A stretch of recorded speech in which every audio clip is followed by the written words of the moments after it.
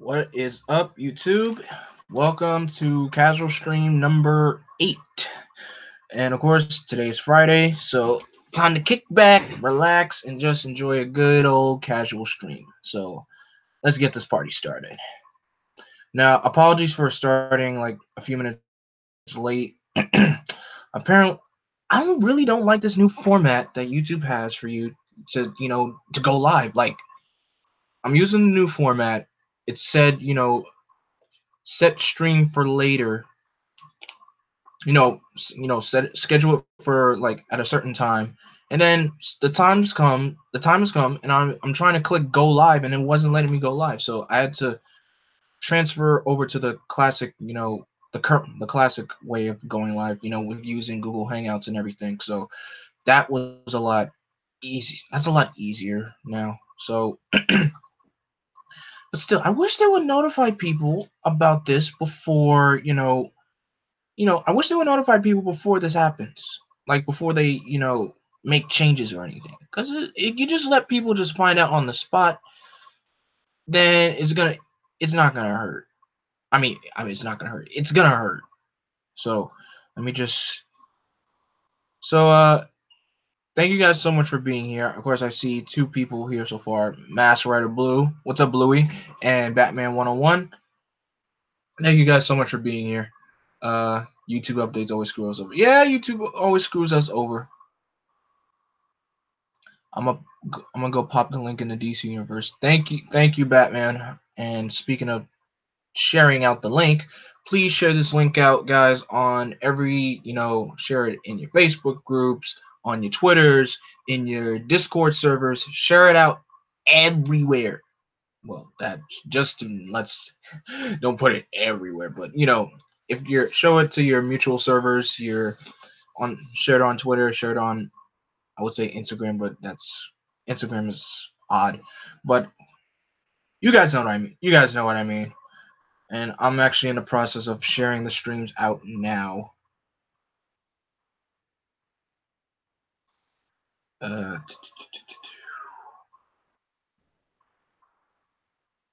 So of course today's Friday, and also this Friday was payday for myself. So that was fun. fun. That was good. Let me share this out on the Discord, Ranger Discord.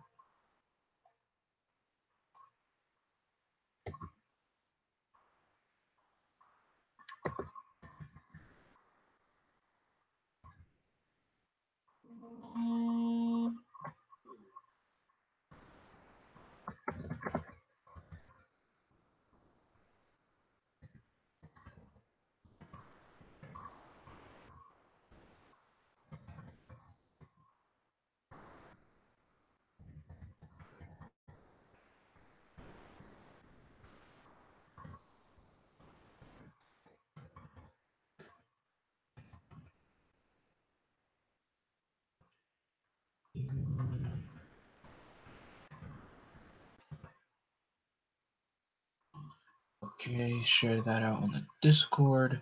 What's next? Oh, Twitter. Oh, hey sis.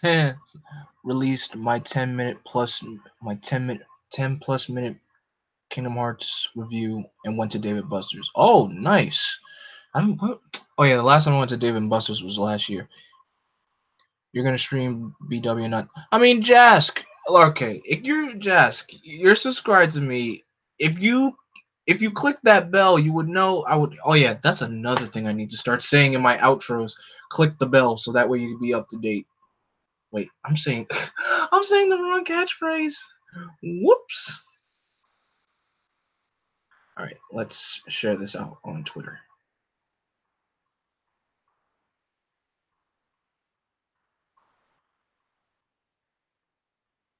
Share. Copy link.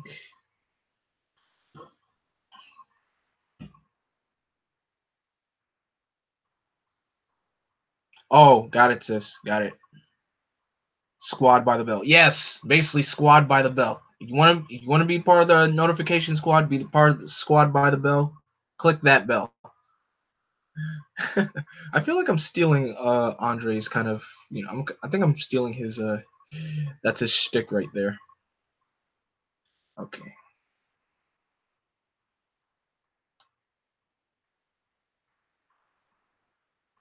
What now?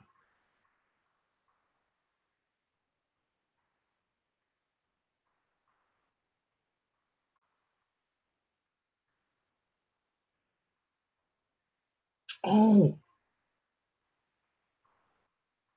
I know. I just realized I'm just putting in one server. There's another server I could put it in.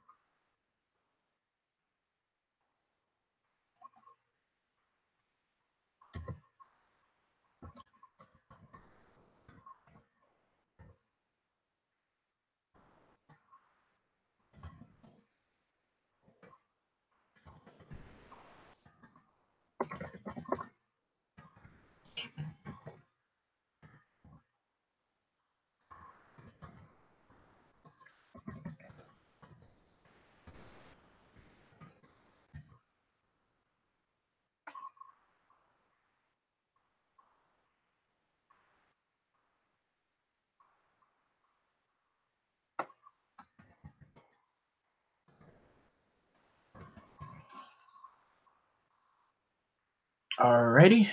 I think.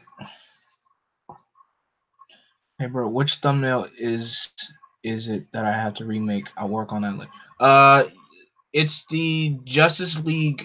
It's the Justice League origin thumbnail. You just need to add. You just need to fix that minor error. But other than that, yeah, that's the only thumbnail you need to fix. But whew, okay. Rick and Morty's on TV, so I'm watching this for the first time. Look, I feel okay. This is just my opinion. Rick and Morty, I feel like I watched the first season of it. I don't mind people who like Doug, but he, his brother, and Mike have done things. Wait, what? I don't want to bring up.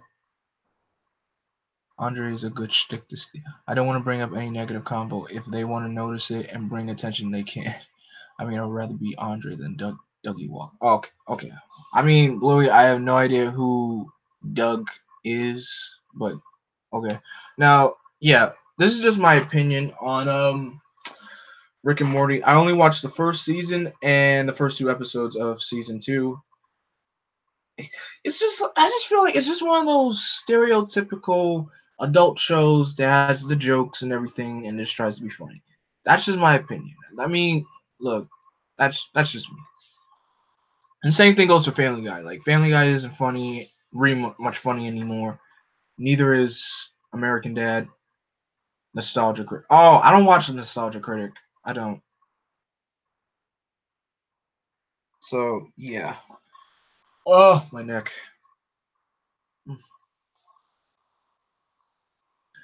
Well, other than that, how's y'all Friday been so far? I mean, mine's has been alright, pretty chill. What's up? Killing time till Cloak and Dagger panel starts. Oh yeah, Toku. How's WonderCon? Because I didn't know you were going. I really didn't know you were going. But how is it though? I think I should add WonderCon to the list of conventions I want to go to in California.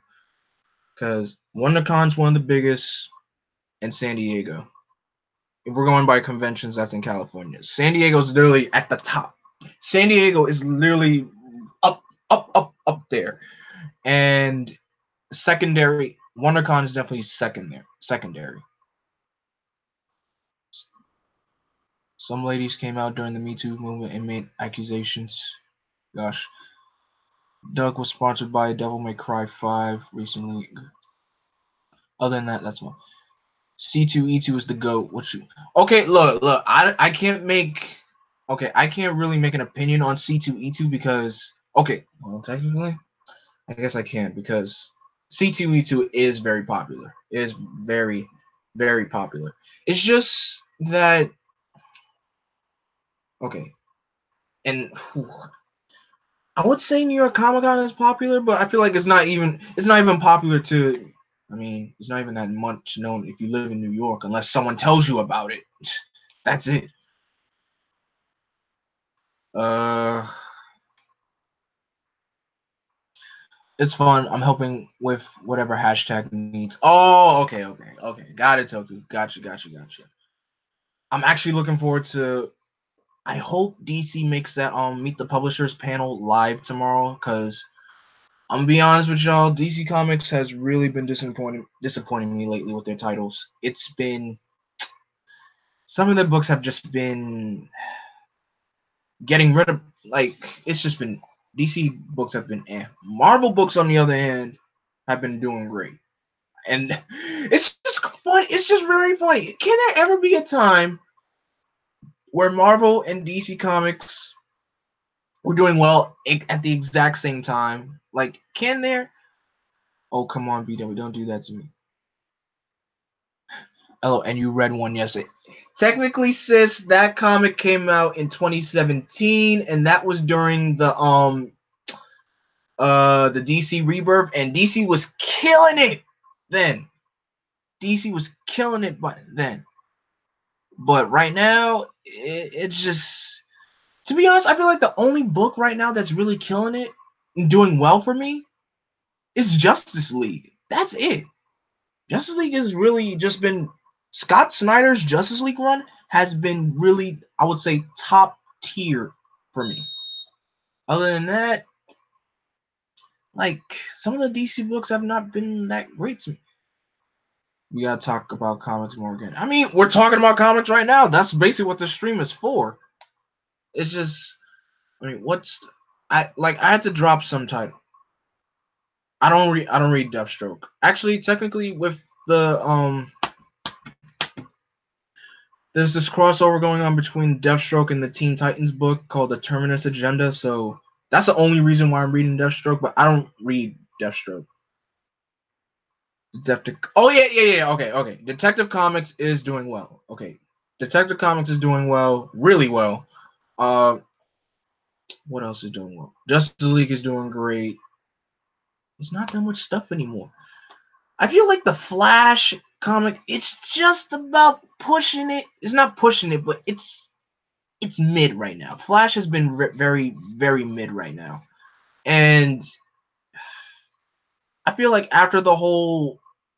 Wally after the whole Wally West death during Heroes in Crisis, well, if you read this week's issue, which I'm not going to spoil, but I heard some stuff happened.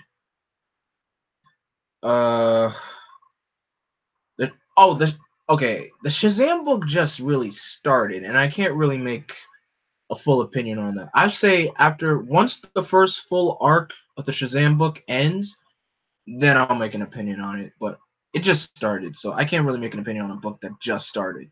Same with the new Young Justice book. Though I was not happy with like the third issue coming out saying that it gave us what Superboy has been up to lately. Everyone is freaking out over here how bad the new MMVR comic. I'm gonna get to that. It's just they've been killing me with the like okay, Brian Michael Bendis. It's just one thing I don't like about his writing. It's just taking people out of character. Like, I know this is me nitpicking, but Superman does not swear. He does not swear. Like, barely. He barely ever swears.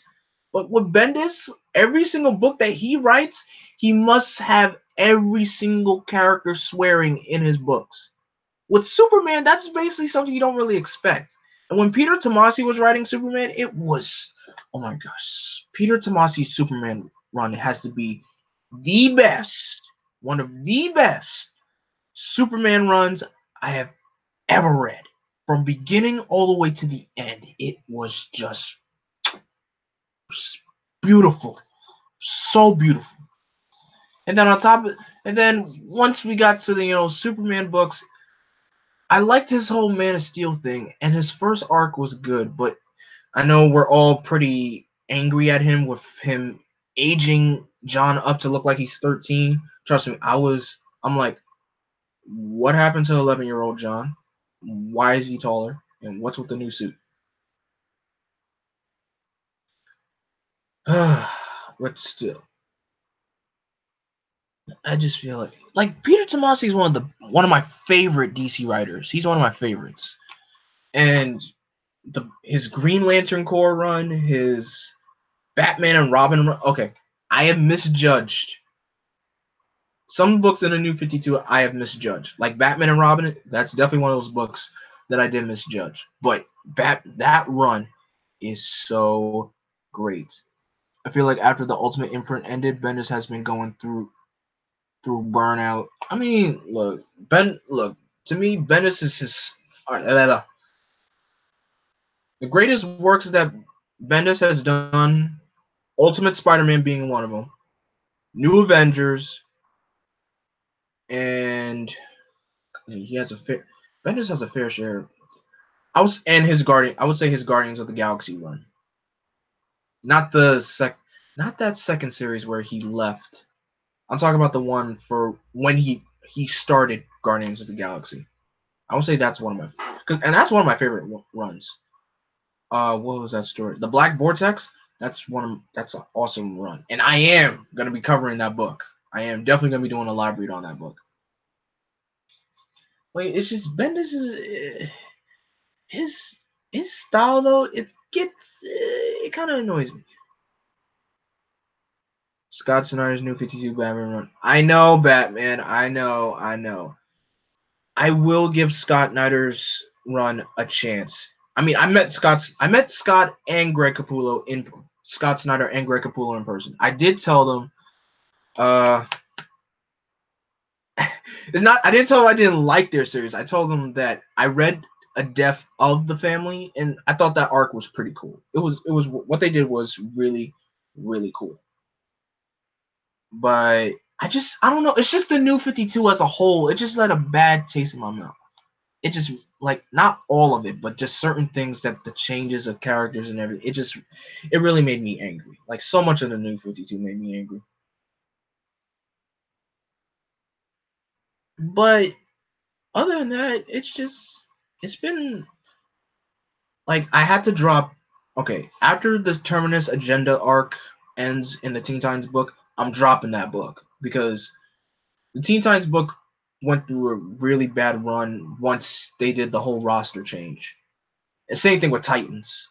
After Dick and Titans, Nightwing, and Teen Titans the Titans book is about to end. It's about to end. Next month will be its final issue. So who knows when they'll be able to who knows when they'll be able to get another Titans book. The comics have been stale but depressing at the same time. But hey, DC Comics 1000. Yeah, Detective Comics 1000. Yeah, and then of course we had Action Comics 1000 last year. I don't. Oh my gosh, I also find this very critical. Not critical, but a bit controversial. I was watching an interview with Dan DiDio, and saying how Batman is their number one character as they're celebrating, Detective Comics 1000. I want to know why. Damn, Blackwing, you got editors line up around the block. This is okay. This is basically research, Patty, because I've been reading DC Comics for like about 6 years, for almost 6 years now. No, six. Yeah, for 6 years. Because I didn't start reading comic books until I got into high school. I was always just watching the movies, watching the TV shows, and playing the video games. That's it. But other than that, but yeah, with Dan DiDio, how could you say Batman is your number one character when Superman is your first son? Superman is he's the first generic all-American superhero in history. And you can say Batman is your number one character? Come on, man. That doesn't make any sense.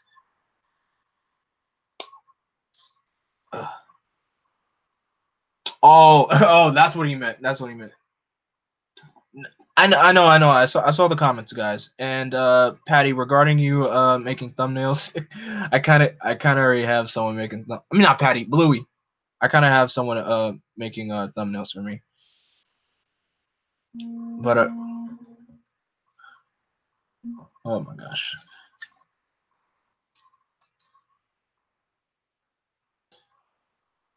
Um, Batman makes most money, like it or not. Yeah, I know. Actually, I got a question.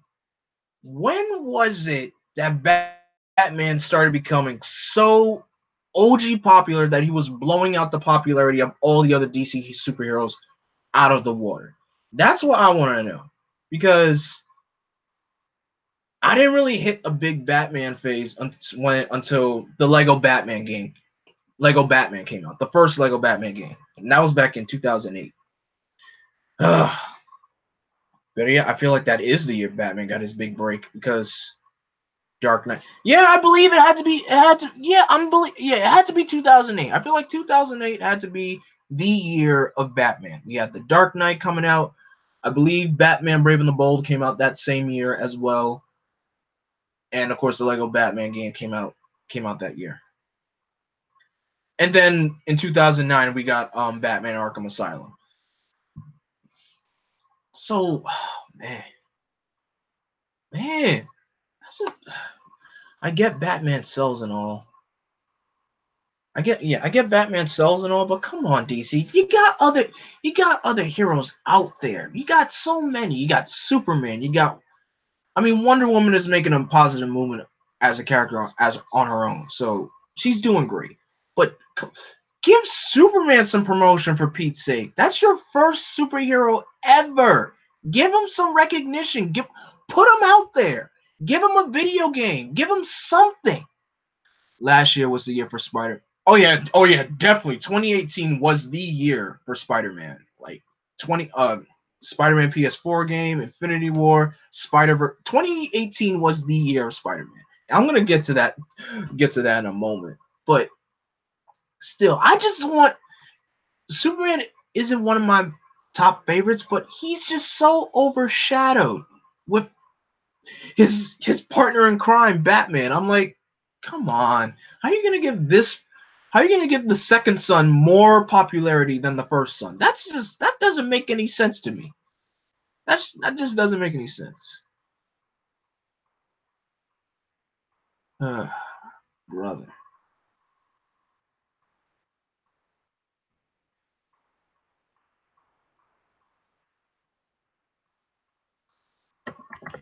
Sorry about that.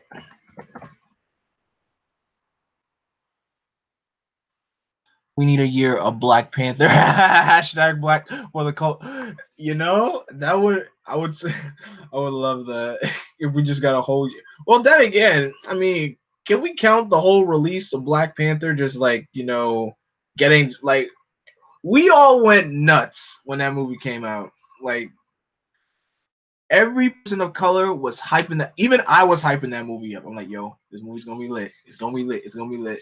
And I saw that movie on opening night, Thursday pre-screening opening night, and it was dope. That's definitely that had to be like the first movie I saw like pre-screening. Same thing with Spider-Verse, and I saw Spider-Verse in IMAX.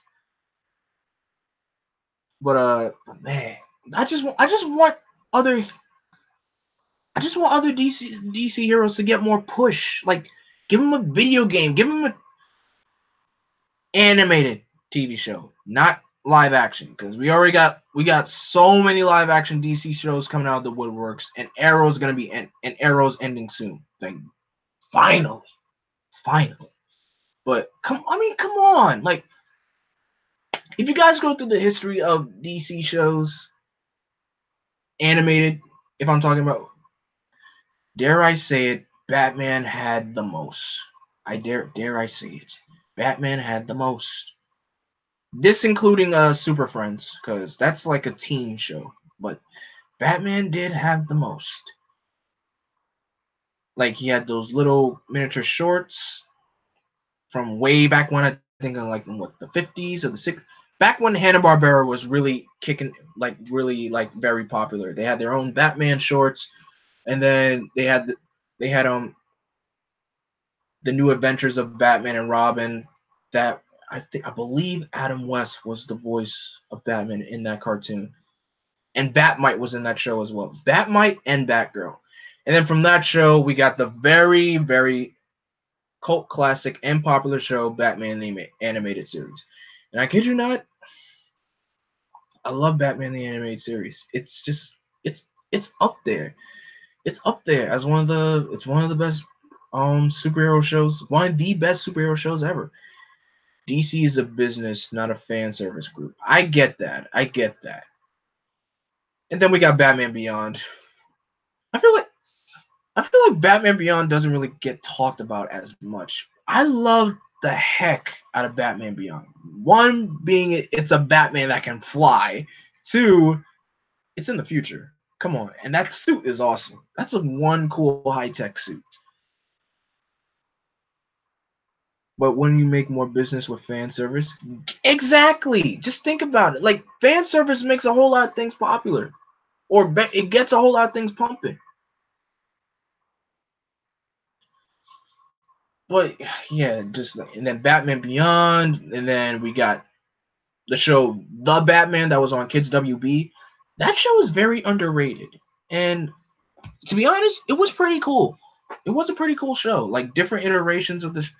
It's just it didn't have that many villains in the show. Oh wait, actually no, it did, but it had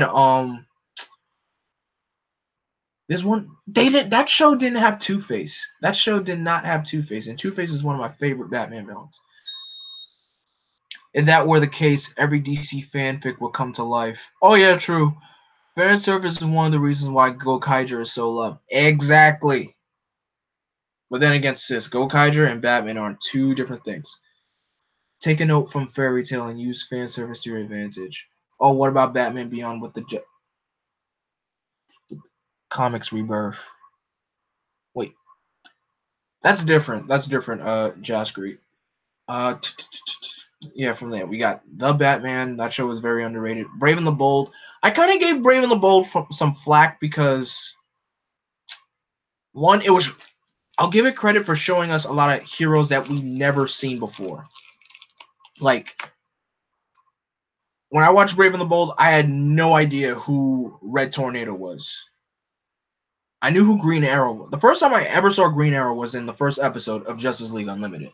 But yeah, that show introduced me to so many new characters like Blue Beetle, Plastic Man, Red Tornado, who else? Wildcat. So many characters were new to me. I'm like, are these new characters? Because I never knew they existed. But heck, yes, they were. They just very underrated characters, and they gave a lot of the underrated characters more screen time than the very popular ones. And I understand that.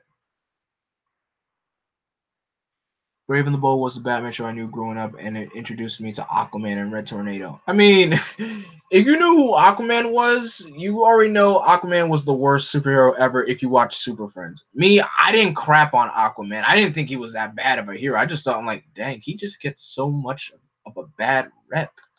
That's just my thing.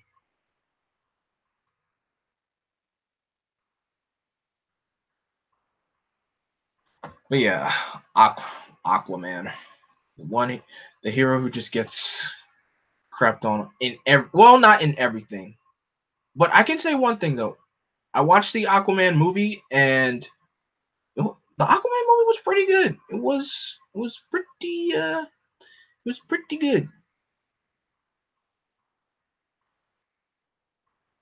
I did not know Aquaman until Brave and the Bold. I mean, no one knew who Aquaman was. Aquaman was one of those characters that you really, I feel like it's just one of those characters that you didn't really want to know, or you didn't need to know, because Aquaman was, gosh, Aquaman was barely in Justice League and Justice League Unlimited. He was only in like 2 episodes of Justice League and one episode of Justice League Unlimited, if I'm correct. I could be wrong. I could be wrong. But overall, yeah, yeah, Aquaman does get a bad rep. Not as much now, because when the New 52 started, Aquaman got some recognition that he deserved. That's what he got, and that was great. He isn't one of my favorites, but still, he got the recognition he needed. It's weird that Blue Beetle didn't get his Alien Scarab till his most recent host. If DC made a bunch of shows and games based on characters that aren't A-list, they lose a crap ton of investors and they start to crash. Yeah, I know. But here's the thing, though. I would say make a video game slash or show with, like, do what Young Justice did. Oh, snaps! Yo, Disney Brain is up in here. What is up, man? I did not expect you to be here. What is up? What a surprise. What a surprise. Disney Brain, thank you for being here, man. Thank you. Yo, guys, shout out to I recommend that you guys subscribe to the Disney Brain. This guy, if you can tell by his channel, he's a Disney fan, but also a Power Rangers fan as well. This guy, I love his Ranger reviews and I love his reviews on DComs, but like it was real. I definitely subscribe to Disney Brain's channel and tell him Blackwing sent you, because I'm right here. Let's come after Batman with our Power Rangers movement. Well, they can do Brave and the Bold way, featuring A-list and B-list characters. I would say do that, because look what Young Justice did. Young Justice gave us so many. I feel like Young Justice is like Teen Titans, but way better. That's basically what it is. And Teen Titans showed us basically the younger spectrum of superheroes, because we didn't when Teen Titans first came on, it was I loved it. I really did loved it. Like, I mean, everyone knew who Robin was, but we just didn't know. We didn't know who Raven was or Cyborg. Actually, here's a little fun fact for you guys. Cyborg made his first TV animated screen debut in a Super Friends TV show way back in the day. So if you thought Teen Titans was Cyborg's first on-screen like animated appearance, no, it was way back in Super Friends. I didn't know it was a certain season. I forgot what it was called, but I didn't watch all the Super Friends. But yeah, Cyborg has been around for a pretty long time. But yeah, Teen Titans just brought us into the spectrum of teenage superheroes for DC, because Teen Titans was killing it. And as I'm reading the 2003, I'm not 2000, the Jeff Johns run of Teen Titans, I understood why that run is so popular. Well, then again, I don't think people believe it's popular, but I believe it's definitely popular, and it's one of the best Teen Titan comics ever written. Oh snaps! Hashtag show just went live. They're doing interviews. Batman 101. People would praise that it isn't Batman. Batman fatigue is getting extreme. Super Friends and its sequel, Super Mega Friends. Also, anyone seen the new DC TV show, DC Superhero Girls show? I've been meaning to check it out. I saw the promos and everything, but it looks cool. It looks cool.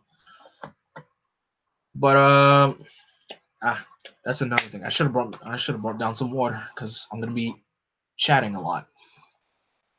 But but yeah, it's just I just wish we got more characters more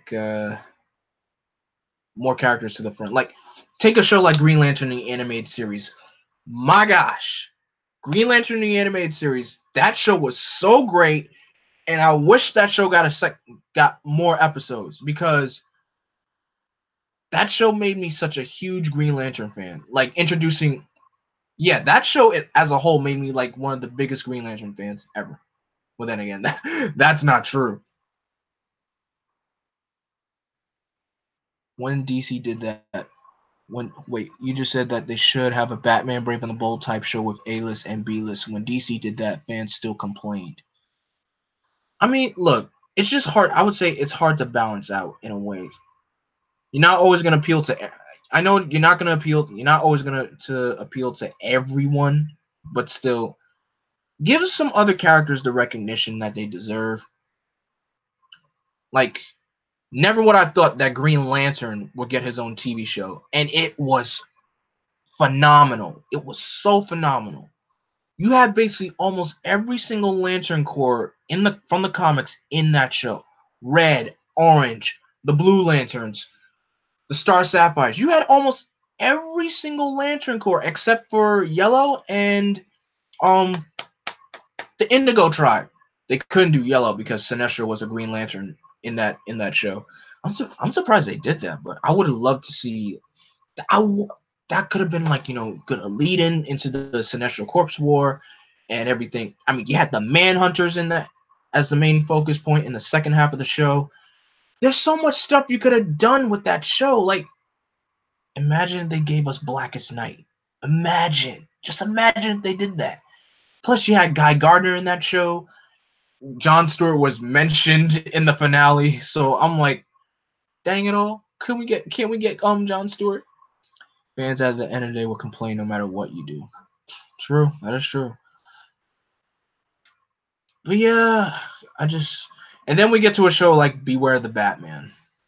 Now was that show was not that great. Especially the animation that they chose for that show was not a good idea. Like, that was really not a good idea. And besides, I feel like that show should have just been called Batman and the Outsiders. That's basically what that show was. You had Katana in there. You had Metamorpho, Man-Bat, which I was surprised they made a hero, but it works. They teased Jon Stewart and they got canceled. Yes, they teased Jon Stewart and it got canceled literally right after that. Batman, I'm just stating my opinion. Beware the Batman is not that great of a show. And I think the animation that they chose for it was not a good choice either. Same with the villain choices. You got a whole bunch of, I would say, C-list villains in that show. Professor Pig, Magpie, Humpty Dumpty. I'm dead serious. There's a character called Humpty Dumpty. Who else? Lady Shiva was in there, and then a villain named Anarchy. Harvey Dent was in the show, but he wasn't called Two-Face. Slade wasn't. Even Deathstroke was in the show. But I just felt like that show didn't really. It didn't really do it to me. It didn't really. It didn't make me. It didn't have enough oomph. That's basically what. It didn't have enough oomph. It didn't. They could have. And why of all villains, why'd you have to make Anarchy his Batman superior? Everyone knows who Batman's superior villain is. So I just feel like no. But it brought attention to low-key DC villains, like y'all saying. It had that element of Brave and the Bold. It didn't It had a little bit of element of Brave and the Bold, but just bringing in, B-list and C-list villains that no one really knows about, that kind of hurts it. When people want to watch a Batman show, I'll tell you, they want to see a TV show with Batman, bring in whatever side characters you want. I know Robin is definitely a mainstay. Robin is a must. I got you if you didn't like. I know, I understand Batman, but I'm just saying, if you're gonna make a Batman show, you gotta have the mainstay characters. And for villains, you gotta have the A-list. I feel like having the A-list villain, and everyone says this, Batman has the best rogues gallery in all of comic books, and he does. He really does. So to watch a show that doesn't have those villains, well, one of them, but still didn't really do much of that. Oh wait, Ra's al Ghul was in. I don't even remember Ra's al Ghul was in that show, but he barely did that much either. But still, Beware the Batman. It just wasn't that great for me. And then of course we already know about Teen Titans Go. I don't need to talk about that. Teen Titans Go. It has its moments. It has its episode moments. Now, if the show would end, we could argue about that until the cows come home. And then we got Justice League Action, which was a good show. that New York accent. I don't have a New York accent. I don't even hear it. I don't have a New York accent. Not that I know of. I don't have an accent. But Justice League Action was another really good show. That was a really, I wish that show basically got, the 10-minute episode treatment just like every other show on Cartoon Network, but Justice League Action was really, really cool. Like, they had so many characters. The villains were great in that show. The heroes were great in that show. It was just so awesome. And of course, now we got the current new show, DC Superhero Girls. I haven't watched it yet, but I think I will definitely give it a look. Stop using my. Hey, you use it. Hold on.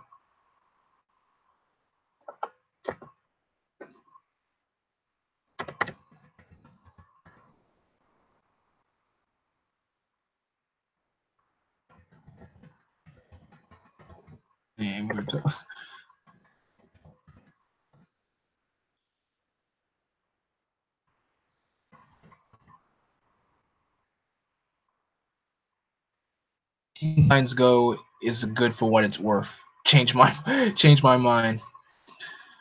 Look, I'm not adding anybody who likes Teen Titans Go. If you like it, you like it. If you don't, you don't. All right. The show is mixed. It has a wide audience. It's a show it's mainly for the kids. Teen Titans Go is basically for the kids. It's for the kids. And of course, I know everyone, all longtime Teen Titan fans were disappointed about this show, but hey, Beast Boy and Raven get a lot of attention in that show. A lot of attention. Which reminds me, I still need to watch the Teen Titans Go movie. And yes, I know what happens at the end. I saw the after credits. So yes, I'm looking forward to that whole Teen Titans Go versus Teen Titans. That's gonna be fun.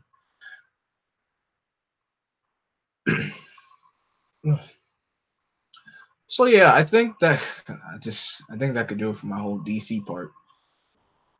You better be lucky, you Toku. Oh, sis. Never heard from a you haven't. No, I have not watched the Teen Titans Go movie, and yet I know that movie has so many DC superhero cameos. Even the late great Stan Lee. May he rest in peace. I salute to him. I salute to Stan Lee every time I watch a movie and I see his cameo, I just salute. I just really salute. I still miss regular. Hey, regular show ended strong. Regular show really ended strong. It had a great run. Oh, that does it for the DC part. KK takes out sleeping bag to hibernate through Power Ranger stuff. Batman, who said I was gonna jump straight to Power Ranger stuff? There's also some Marvel stuff I want to talk about as well. So yeah. Of course, the big hype on the Marvel train right now is Endgame. And I'm still waiting for them tickets to go on sale so I can purchase them because I want me and my family to see that movie on that Thursday night. I want all my family to see that movie on Thursday night because that movie is 10 years in. Well, Infinity War was 10 years in the making, but after what happened to Infinity War, man, oh man, that movie just Infinity War broke me. Infinity War, it broke me. Like, I did not move 1 inch. Okay, I mean, I moved, but I never got out one bit out of my seat while watching that movie. And to hear that the time for Endgame is 3 hours and 2 minutes. Oh boy, that's gonna be quite the watch. But hey, look, I'm looking forward to Endgame, and I didn't know if I told you guys this. I kind of broke my my Endgame trailer blackout with watching just the first trailer and not watching everything else. I couldn't not watch the newest trailer, so I just gave up and like, you know what? I'm watching that trailer. No. But man, I don't even want to think about what's gonna happen for Endgame. I really don't want to think about it. I just want to just go in, sit down, and watch the movie. I don't want to make no predictions. I don't want to make no assumptions. I don't want to make no nothing. I just want to go in and watch the movie. Even though people keep predicting, I know I keep saying Captain America is definitely going to kick the bucket for sure. I know it, but that's my only prediction. But after that, I just want to watch the movie. Let's just watch this movie now. Let's just watch it. Let's watch it. So yeah, but of course you got Spider-Man: Far From Home. I'm looking forward to what Far From Home has in store because I loved Homecoming. Homecoming was easy. Homecoming became one of my favorite Spider-Man movies, and same thing with Spider-Verse. Spider-Verse was freaking beautiful. I'm really mad I didn't do a review on it, but Spider-Verse was beautiful. Loved it. Loved it. Loved it. I feel like next time I don't think I should. I know a lot of people said they got like seizures and everything because every character had like a different art style, but it worked. It worked. It definitely worked. I need to watch episode 2 of Real Soldier. I'm disappointed I haven't seen it yet. I won't spoil episode 2 of Real Soldier, but I will talk about Real Soldier though. My little bit of first impressions after watching the first 2 episodes.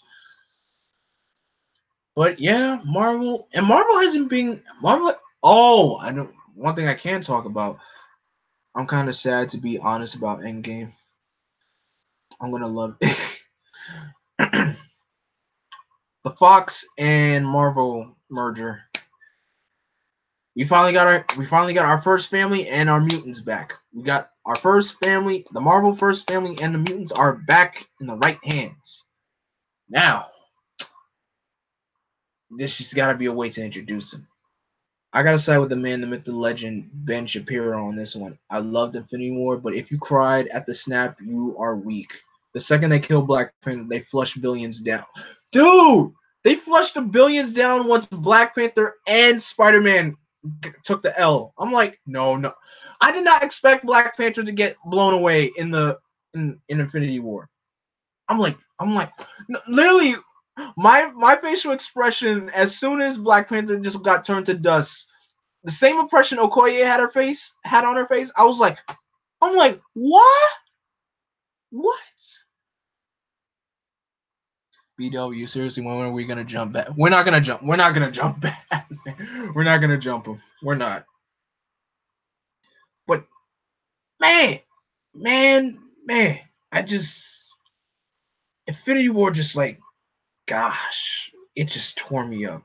But I just love the way it just felt like watching a comic book on screen. That's what Infinity War felt like.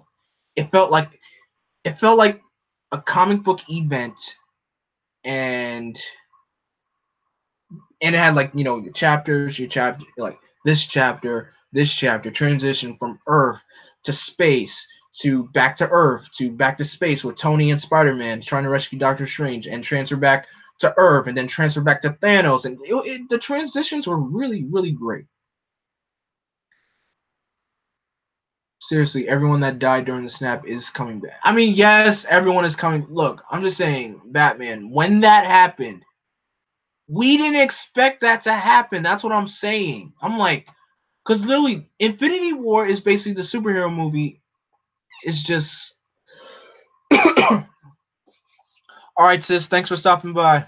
Infinity War is basically the superhero movie that shows you what would happen if the good guys really lost. Because if you watch every single superhero movie, the good guys always win at the end. They always win. So the fact that we get a movie that shows you that they lose badly, that's a big turn. That's a really big. That turns a big turn on the superhero genre as a whole. Because let's be honest, when the Avengers first came out, that movie broke barriers. Not barriers. It changed the game. Avengers literally is the movie that changed the game for everyone who's trying to do comic book movies. It changed the game.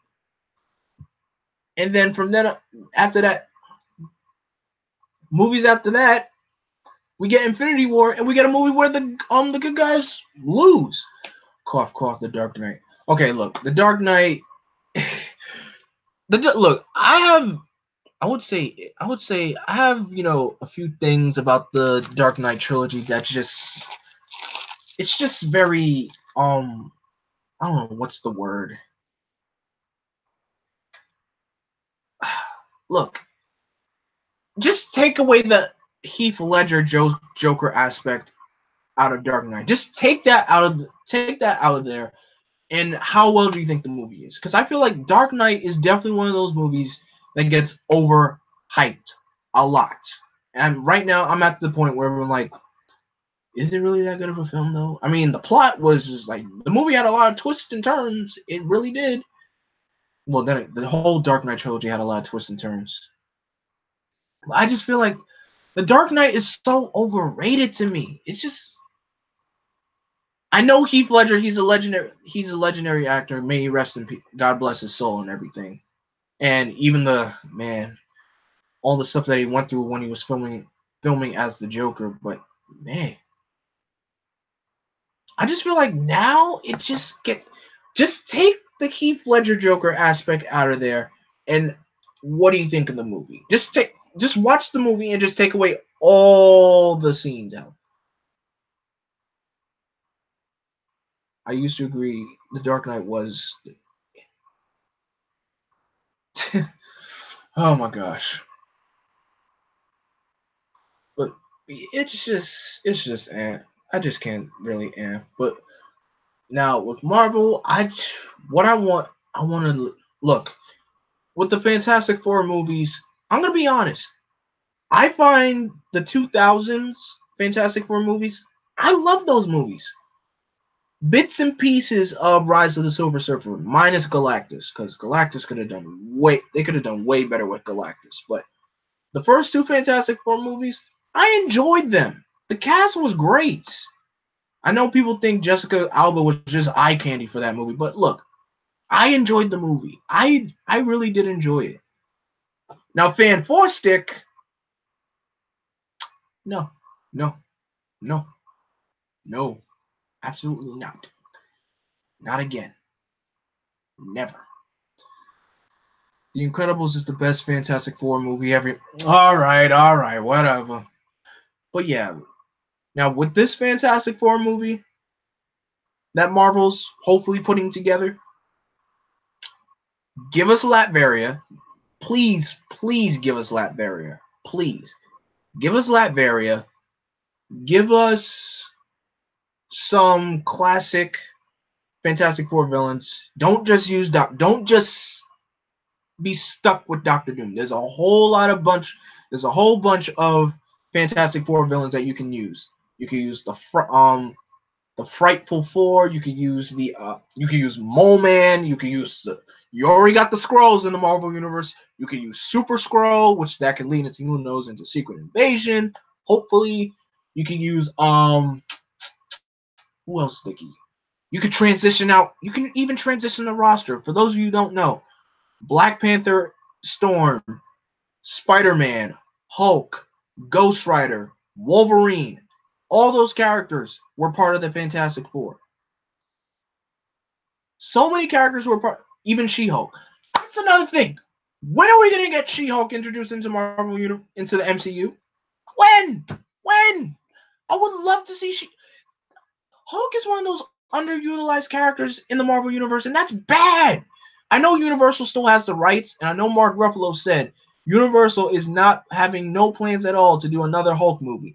I want to see a Hulk versus Red Hulk movie on screen.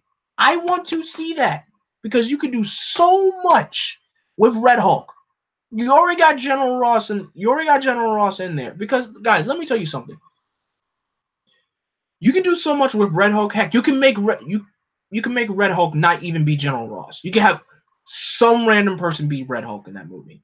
Because let me tell you how cool of a character Red Hulk is. When he first showed up, his name Red Hulk was like such a mysterious character in the Marvel universe. He shook it up. When I mean shook it up, every hero was asking like, "Yo, who is this guy? Who is this Hulk? Who is he?" And I find it sad though when Red Hulk attacked the Shield helicarrier, everyone was like, "Yo, was that the Hulk?" I'm like, "Yeah, but was that a red arm though?" And I'm like, "Yo," be like, "Yo, the Hulk is attacking the Shield helicarrier." I'm like, that's and as I'm reading that book, I'm like, that's funny because the Hulk is right here. Who are you talking about? I'm like, oh, that's a Red Hulk. When was there a Red Hulk? So there's so much you can do. Just bring Red Hulk in. Just bring him in there. Just bring him in there because Red Hulk was dropping bodies. Like he was pummeling people, like pushing people to the ground when he first showed up. From the original Hulk to the I wish Red Hulk kept his mustache. No, that mustache was terrible. No. Don't do that. Don't give Red Hulk a mustache. That's ugly. But yeah, I'm like Red Hulk was busting in and taking names from like beating up Thor to actually holding Mjolnir, to beating up the Silver Surfer and riding on his board. Yes, he actually rode on the Silver Surfer's board. I'm like, oh my gosh, this guy ain't no joke. To like, he was basically beating up a whole like, and also facing the Lady Liberators, which is basically a female superhero group.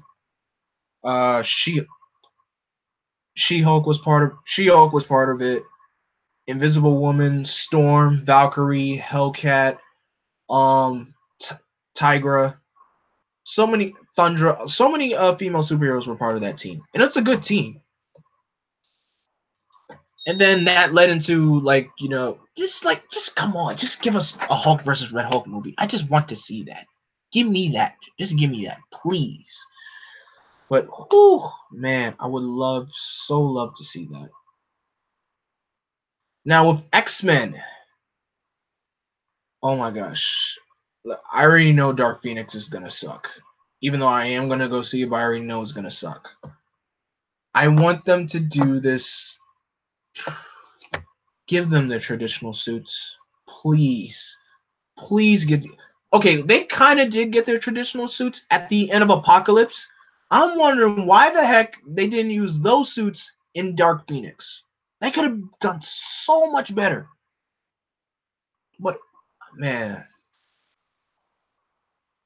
with X-Men, you gotta really, really nail that hard because we had multiple iterations of X-Men from like X-Men was a good movie, X2 was great, and then Last Stand killed us. And then we got to X-Men Origins Wolverine, and we that also killed us.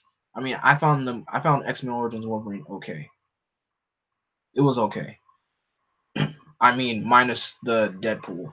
That was bad. And plus, that's the only. And X-Men Origins Wolverine gave us our only good version of Gambit, and yet this Gambit movie has yet to happen. So I know might as well that Gambit movie ain't never gonna happen. So yeah, and then after X-Men Origins, we got X-Men First Class, which was really good. We got X-Men First Class. Then we got the Wolverine. I loved the Wolverine. And then we got to Days of Future Past, which just brought us back up again. And then we got to Apocalypse, and that just brought us back down. And we already know where Dark Phoenix is going to take us. Way, way, way down. Deadpool 2 made a joke about that movie. Oh, and Logan. I forgot about Logan. Logan was really good. I'd rather write X-Men than, I don't know, completely random example like Red Hood. I don't know. I just feel like and Deadpool, you could go nuts with that. Deadpool is just something as a character you can just go nuts with. So do whatever you want with Deadpool. I still haven't watched Deadpool 2 yet, but I know Juggernaut makes an appearance, so that's gonna be interesting. Even though it's a CGI, but I don't care. But okay. Now here's my thing though. For the MCU X-Men, here's what I want. Don't make Cyclops a whiny little man every single moment crying, Jean, Jean, Jean, Jean. No, don't do that. Do not do that. We've seen it enough in the first 3 X-Men movies, and we're still seeing it now. Stop making Cyclops a wimp. Stop making him a wimp. I'm sick and tired of seeing it. Cyclops is not one of my favorites, but stop making the leader of the X-Men a wimp. Stop it. Cyclops is better than Wolverine, in my opinion, done right. Look, let's be honest. Cyclops was not the leader of the X-Men in the early X-Men movies. Wolverine was the leader. Let's be honest. Logan was in charge. And Storm was second in command. So, yeah. Don't make Cyclops a whiny person. And just make... Jean Grey is a character that really kind of annoys me. Why? Because she's one of those characters that gets killed. Wolverine is the only X-Man that matters. He basically is. He basically is. But yeah, with Jean, I got sick of the whole being. I'm afraid of my powers. I'm afraid of what I become. I know that's the whole purpose of the Phoenix Force and everything, but still, that's why I kind of like how in Marvel, I think the Phoenix Force is gone. They got rid of it, especially when his suit lets his hair out, because then you know he's developed. Yeah, let me see something. Because once they brought back Jean Grey, I believe they got rid of the Phoenix.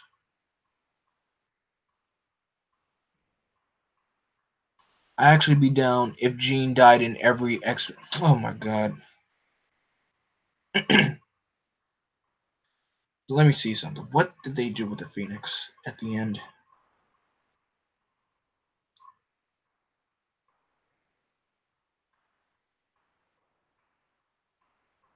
Okay, the X-Men eventually discover that the Phoenix Force has been keeping the older Jean in a construct of her old neighborhood with no memory of her past life, all in an attempt to turn her into its host again. Jean eventually remembered who she was and told the Phoenix that she no longer wanted to be its host. The Phoenix accepted Jean's decision and promptly left. Okay, so yeah, Jean is not the Phoenix host anymore. Let me. I actually be down. Nightcrawler and Colossus are great. Jean, when she's young, was terrible. We don't talk. Look, let's not talk about. We don't talk about that. That's another thing. I did not like the young X-Men. I mean, I thought it was cool when I read that series. I thought it was cool when they first showed up and what they did. Iceman dated chicks before outed as gay. Hey, look, that's another thing that kind of weirded me out though. Bendis made that move to have young Jean Grey pry into young Iceman's mind and say, "Bobby, you're gay?" I'm like, "What?" And then his older self. So I'm just like, "Oh, you make the young version gay, so you might as well just make the older version gay." That kind of just it's wonky to me. Because Iceman really was one of my favorite X-Men characters. I don't know when he started becoming one of my favorites, but Iceman became one of my favorites. And he's one of the most powerful. I love most of that run, even if they did some stuff towards the end. Just say he's bi. I mean, I would have taken that. I thought that fixes everything. I think that would have been fine. I think that would have been I think I think that would have been okay. On a side note, Ben's wedding was amazing and was overshadowed by Bat and the Cat wedding. No, okay. Let me tell you something about that wedding. Ben's wedding literally is the best comic book wedding. I can't say that because there's a whole lot of comic book weddings that happen. Like X-Men had this big hype up for Shadowcat and Colossus to get married, and then the wedding happens. Kitty decides I don't want to get married anymore. And then I'm like, oh wow, all this planning for nothing. But later on in the issue, Rogue and Gambit get married. Now, Rogue and Gambit getting married, I feel like that was a big cop out, but I'll take it. It's a cop out, a cheap cop out, but I'll take it. Now, the Batman and Catwoman wedding. Don't even get me started. The wedding didn't even exist. You had them get ready, and it didn't even happen. They both didn't go to no altar. There was no altar. There was no kiss. There was nothing. Wow, gonna just the man. But Ben's wedding to Alicia, that was beautiful. That was really good. I like to imagine that it's just like that Seinfeld episode where there's chicks at the table, then chick the protagonists are sitting with just shout stuff about how they're gay when they're straight. Wow. Wow.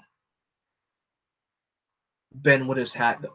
I mean Ben is Jewish, so that's tradition. So we can't that's not really a joke, but hey, it worked.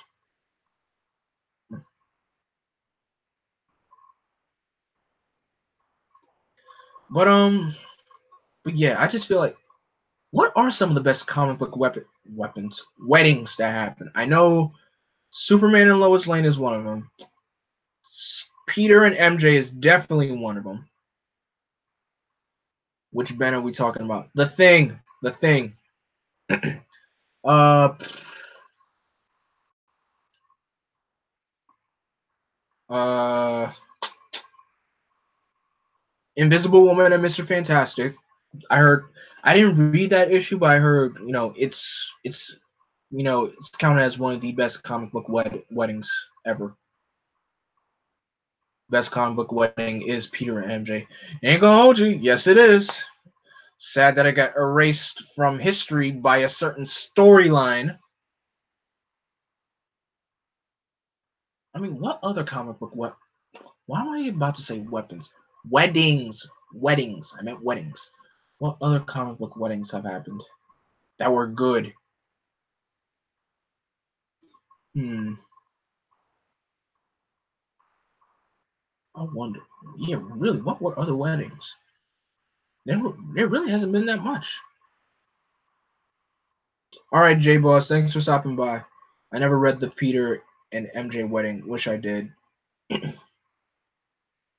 I mean, you don't really need to read to see what happens. It's just a wedding. It's just a wedding. It's just that's all about it. That's just mainly about it. Yeah, just buy it digitally. You can get digital is when it comes to buying comics and you want to get like a very old issue, just buy it digitally. It's very cheap. Very, very cheap. Besides, I think you get I believe that was an annual issue. Physical Master Race. Yeah, but I like the pictures of everyone around. True, because look, I told you guys this all the time. I will only purchase physical copies depending on how popular the story is.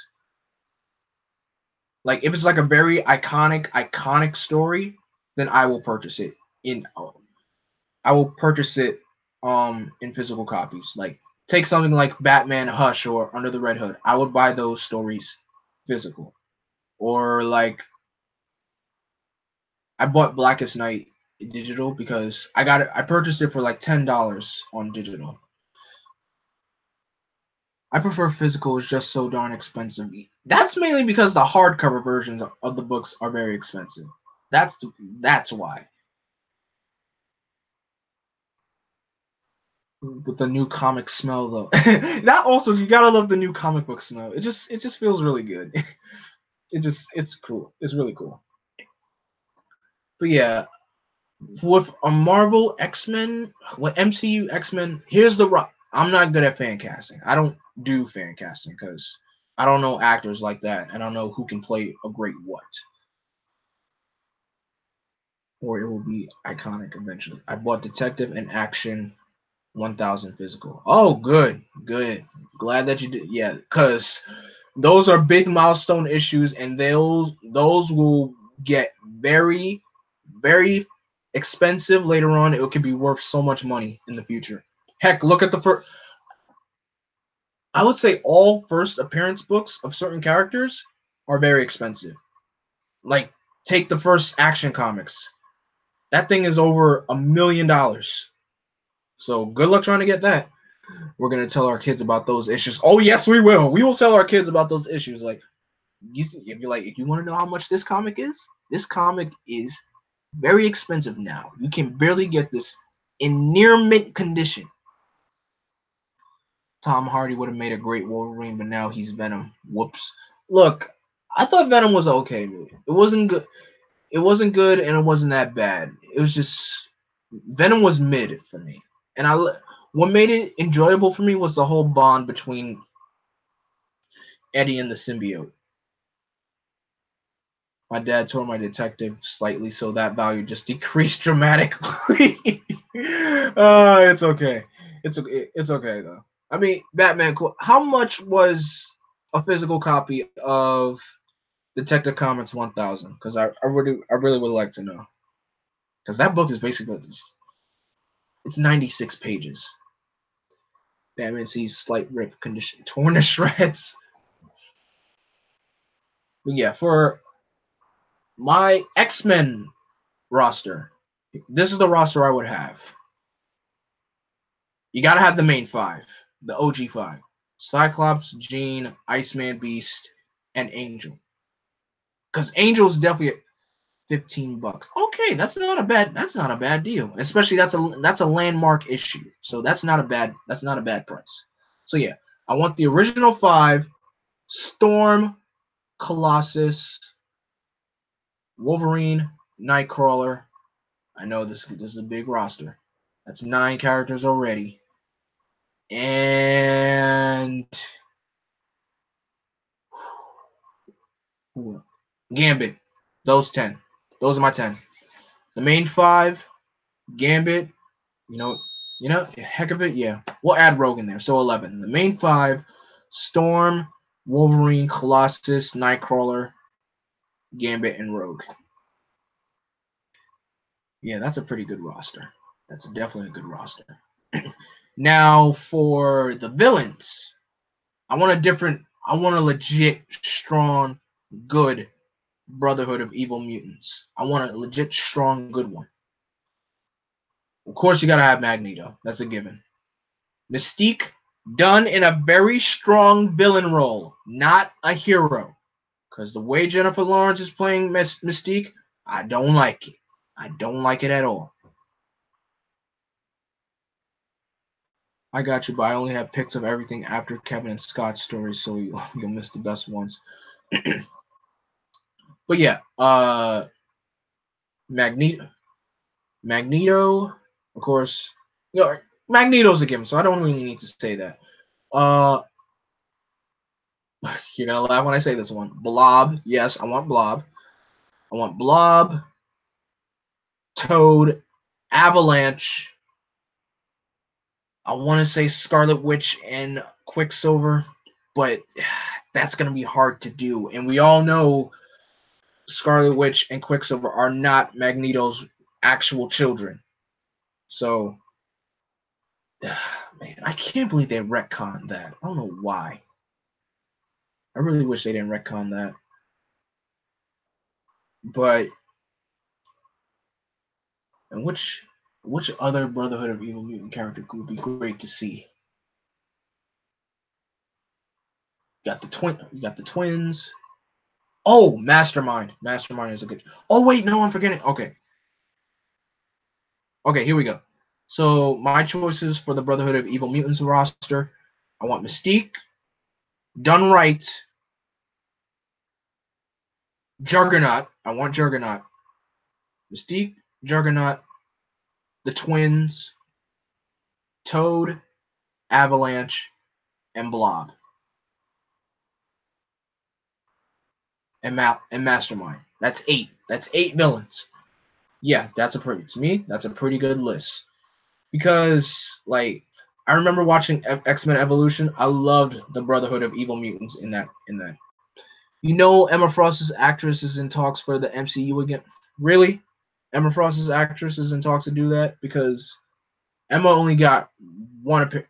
And I am not including that appearance in X-Men Origins Wolverine.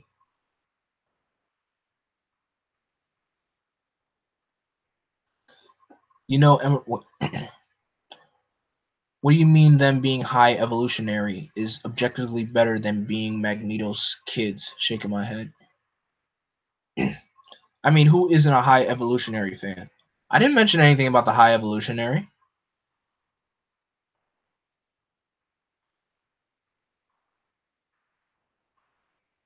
The high evolutionary, that's something on a cosmic level. That's different.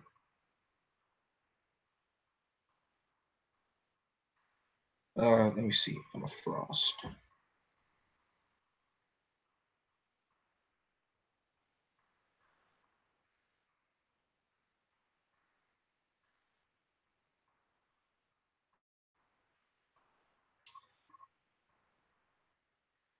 In 2009, X-Men Origin trade Kayla Silver Fox's sister, who used Emma Frost's diamond skin ability, but showed no sign of telepathy. Although a trailer for the film identified the character as Emma Frost, in the finished film, she was credited as Kayla's sister / Emma, with later introduction of an adult Emma Frost more reminiscent of the comics character in X-Men First Class.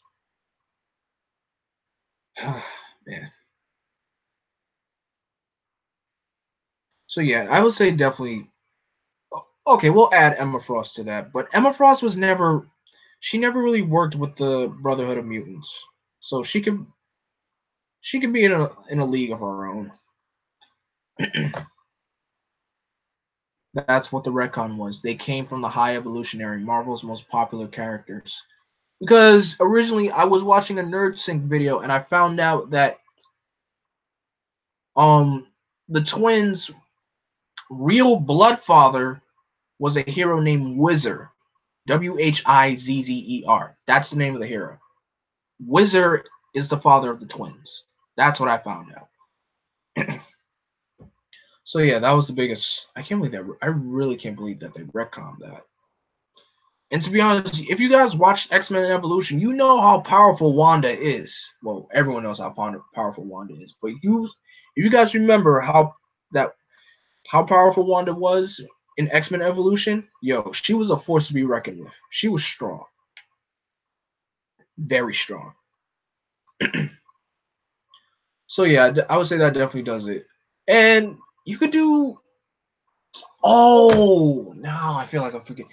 Sabretooth. Add Sabretooth to the Brotherhood of Evil Mutants list. I want Sabretooth on there too.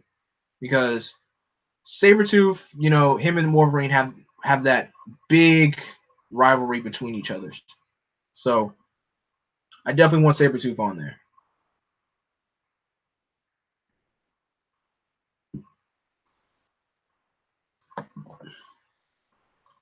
Now, I don't really have the thoughts to think of an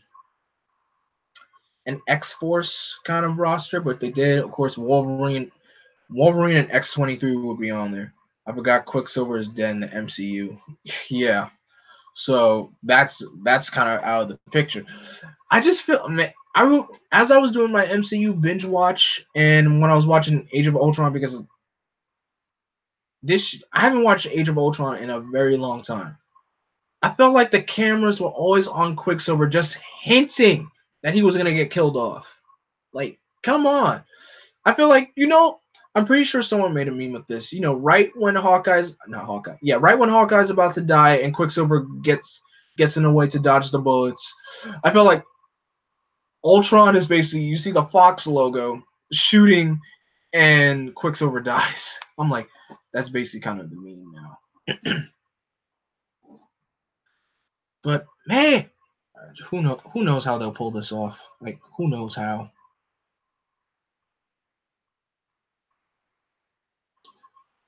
Um, but yeah, Marvel has been killing it with the comics though. Like, Amazing Spider-Man has been doing great. Has been doing so great. I'm not saying Dan Slott is a bad writer. It's just some of the stuff that he did, his decisions that he made, the choices that he made in the books were very, very questionable. Like, okay, the Superior Spider-Man thing, all of that was interesting, but the whole making Peter a billionaire and everything, I didn't like. I did not like billionaire Peter. Spider-Man is like one of the most relatable characters in comics. How can you relate to a superhero that's a billionaire? You can't. You really can't. So there's that. What else? What else? What else? What else? What else? His Dan Slott's final arc, though, Go Down Swinging, that was awesome. You brought it, basically, he brought in every single, not every single, but the most recent strong supporting characters in Spider-Man's history, and Dan Slott did a great job with that arc. And the whole Red Goblin thing, oh man, that was a trip. That was a really crazy trip. And that was actually the last time that we saw Carnage. And now Marvel just announced this new event called Absolute Carnage. Now, since of that event, I gotta read Maximum Carnage now. I really gotta read that story. Because I heard that story. That story was even awesome. But what else? Yeah, the Spider-Man books have been killing it. The Guardians of the Galaxy basically went through another roster change because basically the Guardians roster right now is Star-Lord, Groot, Beta Ray Bill, Quasar, Moondragon, and Cosmic Ghost Rider. That's the roster of the Guardians of the Galaxy. Yeah, that's their current roster.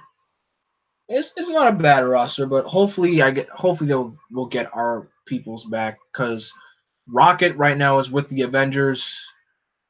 Drax is dead, sadly, and Gamora's on the run.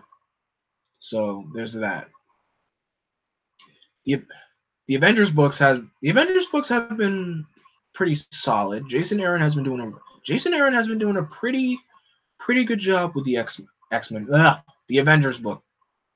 And in fact, Blade is now part of the. No, he made Robbie Reyes the recent Ghost Rider and Avenger. Never would have thought that would happen. And I think Robbie Reyes is a great fine addition. He's a really cool character too. And he brought Blade back onto the Avengers, so that was great. Even though Blade was already an Avenger, but it's great to have him back.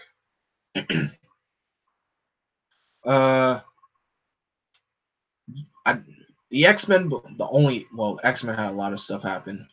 The whole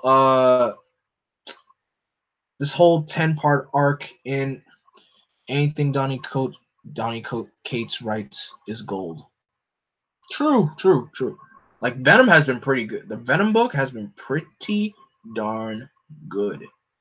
And Dan Slott is now on Fantastic Four and Iron Man. So, okay, what's going on in Iron Man is very crazy. But Fantastic Four, on the other hand, that's going great. That's really going great. Immortal Hulk. Oh my gosh. Immortal Hulk is awesome. That is just, it's really, really good. What else am I reading that's more? Captain America's doing great. Black Panther is doing pretty solid. It's just the whole T'Challa being in like a future, like the intergalactic universe of Wakanda. I'm like, what? Like, what made him want to choose this? I thought it was a cool concept, but it's very confusing. So I'm like, are you gonna bring T'Challa back to present day Wakanda now? So yeah. And what else am I? Oh, I started reading Champions again. Champions is basically Marvel's answer to their own Teen Titans.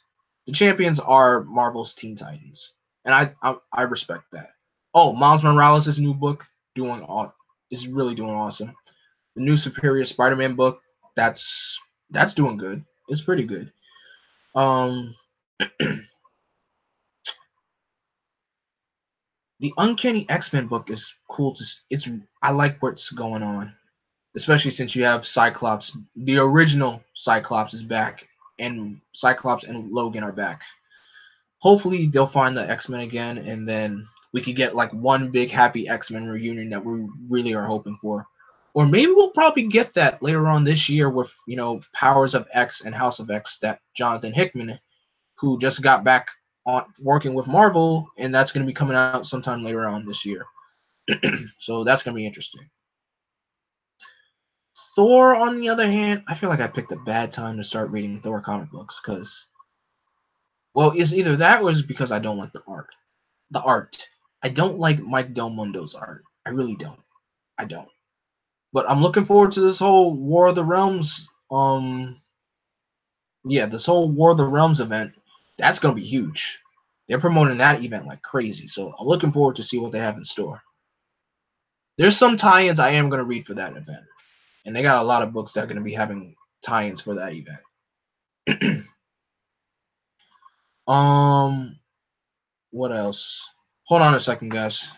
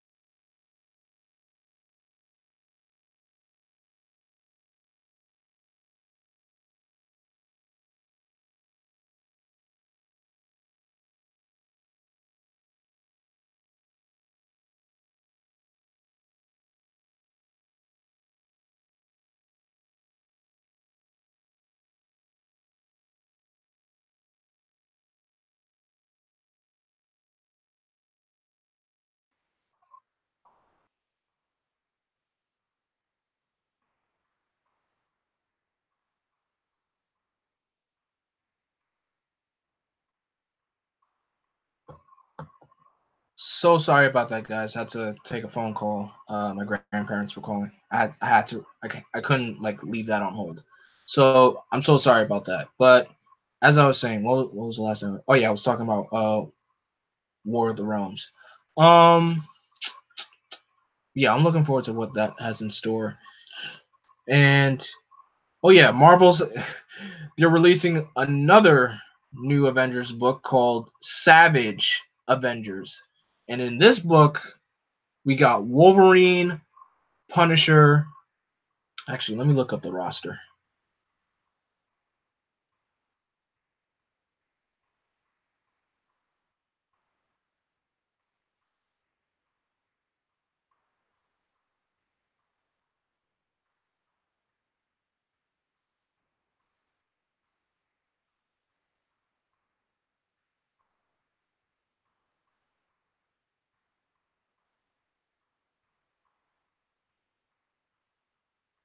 Okay, yeah. So in this for this team, we have Wolverine, Punisher, Venom, Conan the Barbarian, Elektra, and I believe that's Brother Voodoo.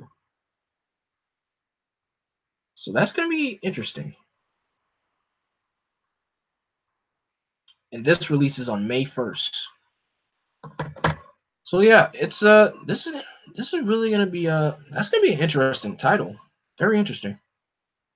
But yeah, Marvel has been doing well, and they got a really great Spider-Man story arc that's going on right now involving Kraven the Hunter. So that's going pretty well too. Um, what else? Oh yeah, um, I started reading the new Transformers book by IDW.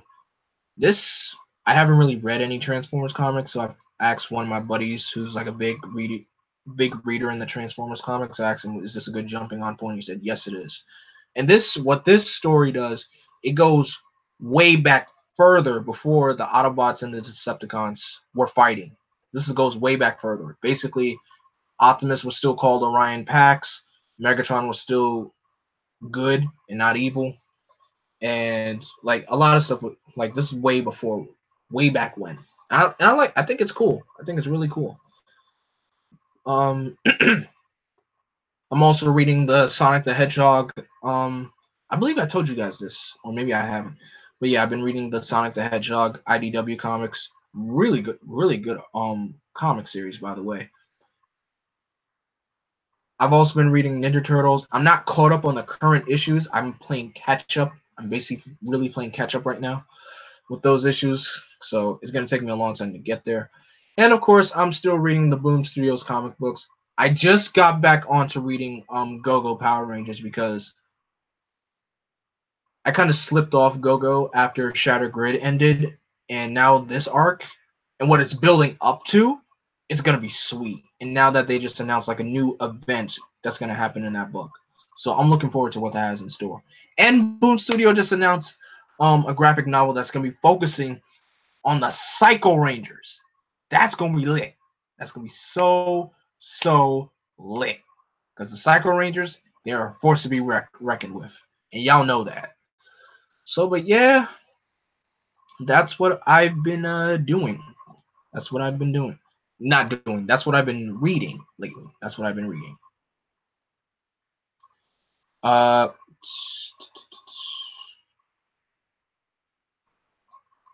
I wonder if I hope you guys are still here because I know I should have told I should have put that in the chat first that I would have had to answer this phone call. But uh man, I think that does it for Marvel talk. Yeah, that really does it for Marvel. Now as for I guess now we can get to the Power Rangers portion of this. And I think and of course new episode of Beast Morphers comes on tomorrow, so that's gonna be that's gonna be interesting. I'm looking forward to what they do though. Beast Morphers so far it's been pretty good. I just feel like the third episode was very filler. It was filler. But I think I kind of like what they're doing with Beast Wars and everything. And did I say Beast Wars or Beast Morphers?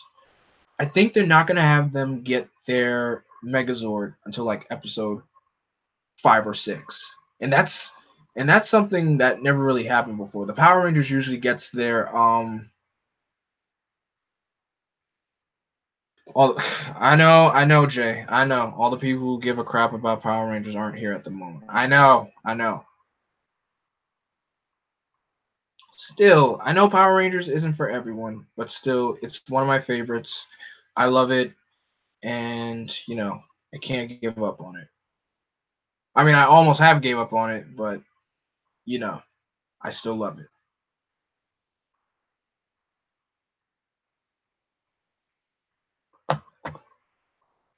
The next episode sounds like an episode of Jetman. I'm not sure if I'm ready for that heartbreak for that heartbreak again. Who knows? It could. I'm interested to see how it goes. I'm really interested to see how they do it. But yeah, okay, I'm gonna admit, is it bad that I'm just waiting for Beast Morphers to slip up?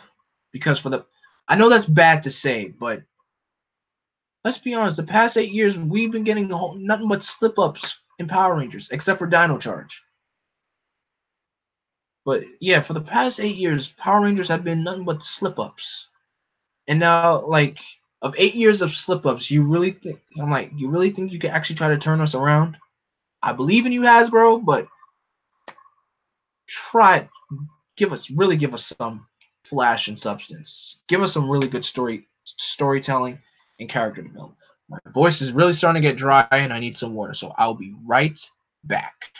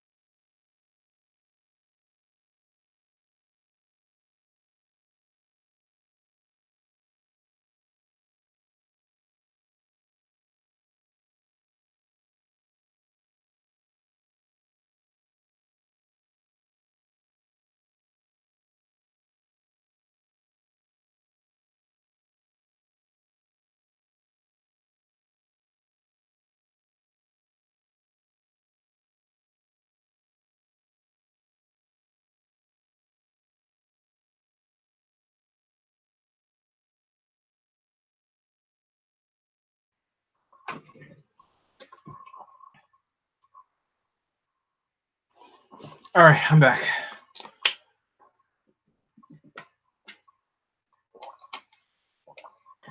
Whew. Always remember to drink water, guys. Always. Water is good for the body.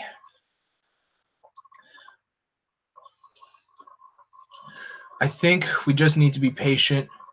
It's only 4 episodes in. I'm sure we'll get good stuff down the line. And as for the not trusting PR thing, I can't blame you. The last 8 years have been let down after let down, but I think we just need to put our faith in Hasbro. Yeah, put our faith in Hasbro. And given how bad Saban was behind the scenes, it's no surprise Neo Saban was 8 years of trash. Yeah, it was. To be honest, Disney did a way better job. When Saban passed it to one brand, Disney, let's be honest, Disney really gave us great seasons. Overdrive wasn't the best, Mystic Force was and Jungle Fury was great. But out of all the seasons, the only one that really didn't do well was Overdrive. And I'm saying that because I recently just watched all of Overdrive and I can see why people didn't really like it. It is just once I got after the whole Once a Ranger team up, the show just really got boring for me. I got tired of the Fear Cats. I really, really got tired of the Fear Cats. And yeah. I just really need that water. Mm. What else? I'd argue that the OG Saban era was better, but Disney's still GOAT. Yes. If we look back now on the original Saban era, most seasons had its moments. We already know Time Force is one of the best. Lost Galaxy is definitely one of the best, and so is In Space. You have 3 strong seasons right there. Now MMPR, take off your nostalgia goggles for a moment and just think. Do you really think MMPR was that really good of a season? Season 1 just basically had some great arcs. 2 great arcs. Well, 3 if you count. 3 if you counted the Green Candle. We got Green with Evil, Return of an Old Friend, and the Green Candle, which were all Tommy centered. They were all centered around Tommy. Why is it Tommy always gets the crowd jumping? Why is it always Tommy? And then, but we still had a fair share of my favorite episodes in MMPR, like Oyster Stew. That was a good one. The Mutant Rangers. That's one of my favorites. And I think that those are the only ones. And then I feel like once season 2 comes around, once we get to after the power transfer, once the power transfer happens, the show just goes downhill. It really didn't do well. And with season 3 just had way too many multi-parters. Multi-parter after multi-parter after multi-parter. It just did not do well at all. And Alien Rangers, I feel like Alien Rangers is a mix of story and filler seasons because the Alien Rangers didn't really get to do much at all. They were just basically backup, just like we'll protect the Earth while the Rangers get their powers back. That's basically what it was. I wish more people than Zach could have used the Dragon Shield. That would have been cool. That really would have been cool. Heck, Kimberly got to use the Dragon Shield in Shattered Grid. So hey. And then we get to Zeo. Zeo is just like a big. Zeo is what it said it had to be. It is what Zordon said it was. The next force, the fight against evil. Zeo was a big step up from MMPR. And then we get to Turbo. I know Turbo gets a lot of trash, and I didn't watch all of Turbo from beginning to end. I saw episodes, mainly with the second Turbo team, and I like the second Turbo team way better than the first team. But I understand why people didn't like Turbo so much. I love the Turbo Megazord. That has one of my favorite finishers ever. I love that finisher. The spin out move. I love it. But yeah. And Lightspeed Rescue is considered as a great season as well. It really is a great season. Like giving us our first ever American Ranger character, really good character development from each character. And I mean, what else can? And come on, Carter Grayson.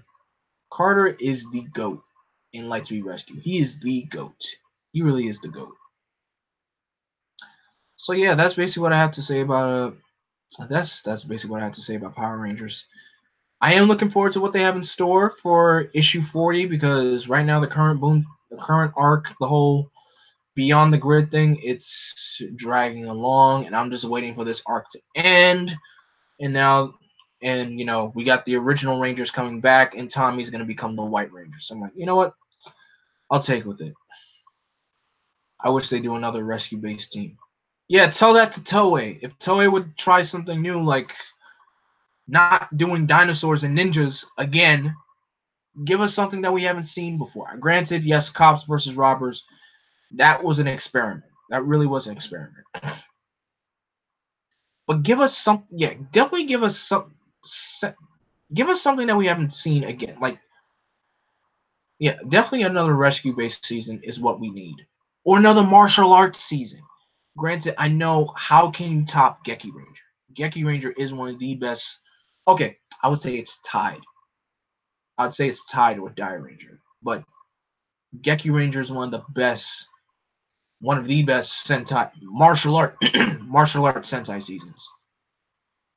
And Die Ranger is one of the best. I can't say much for Masked Man because I did not watch it, but man, I would love another.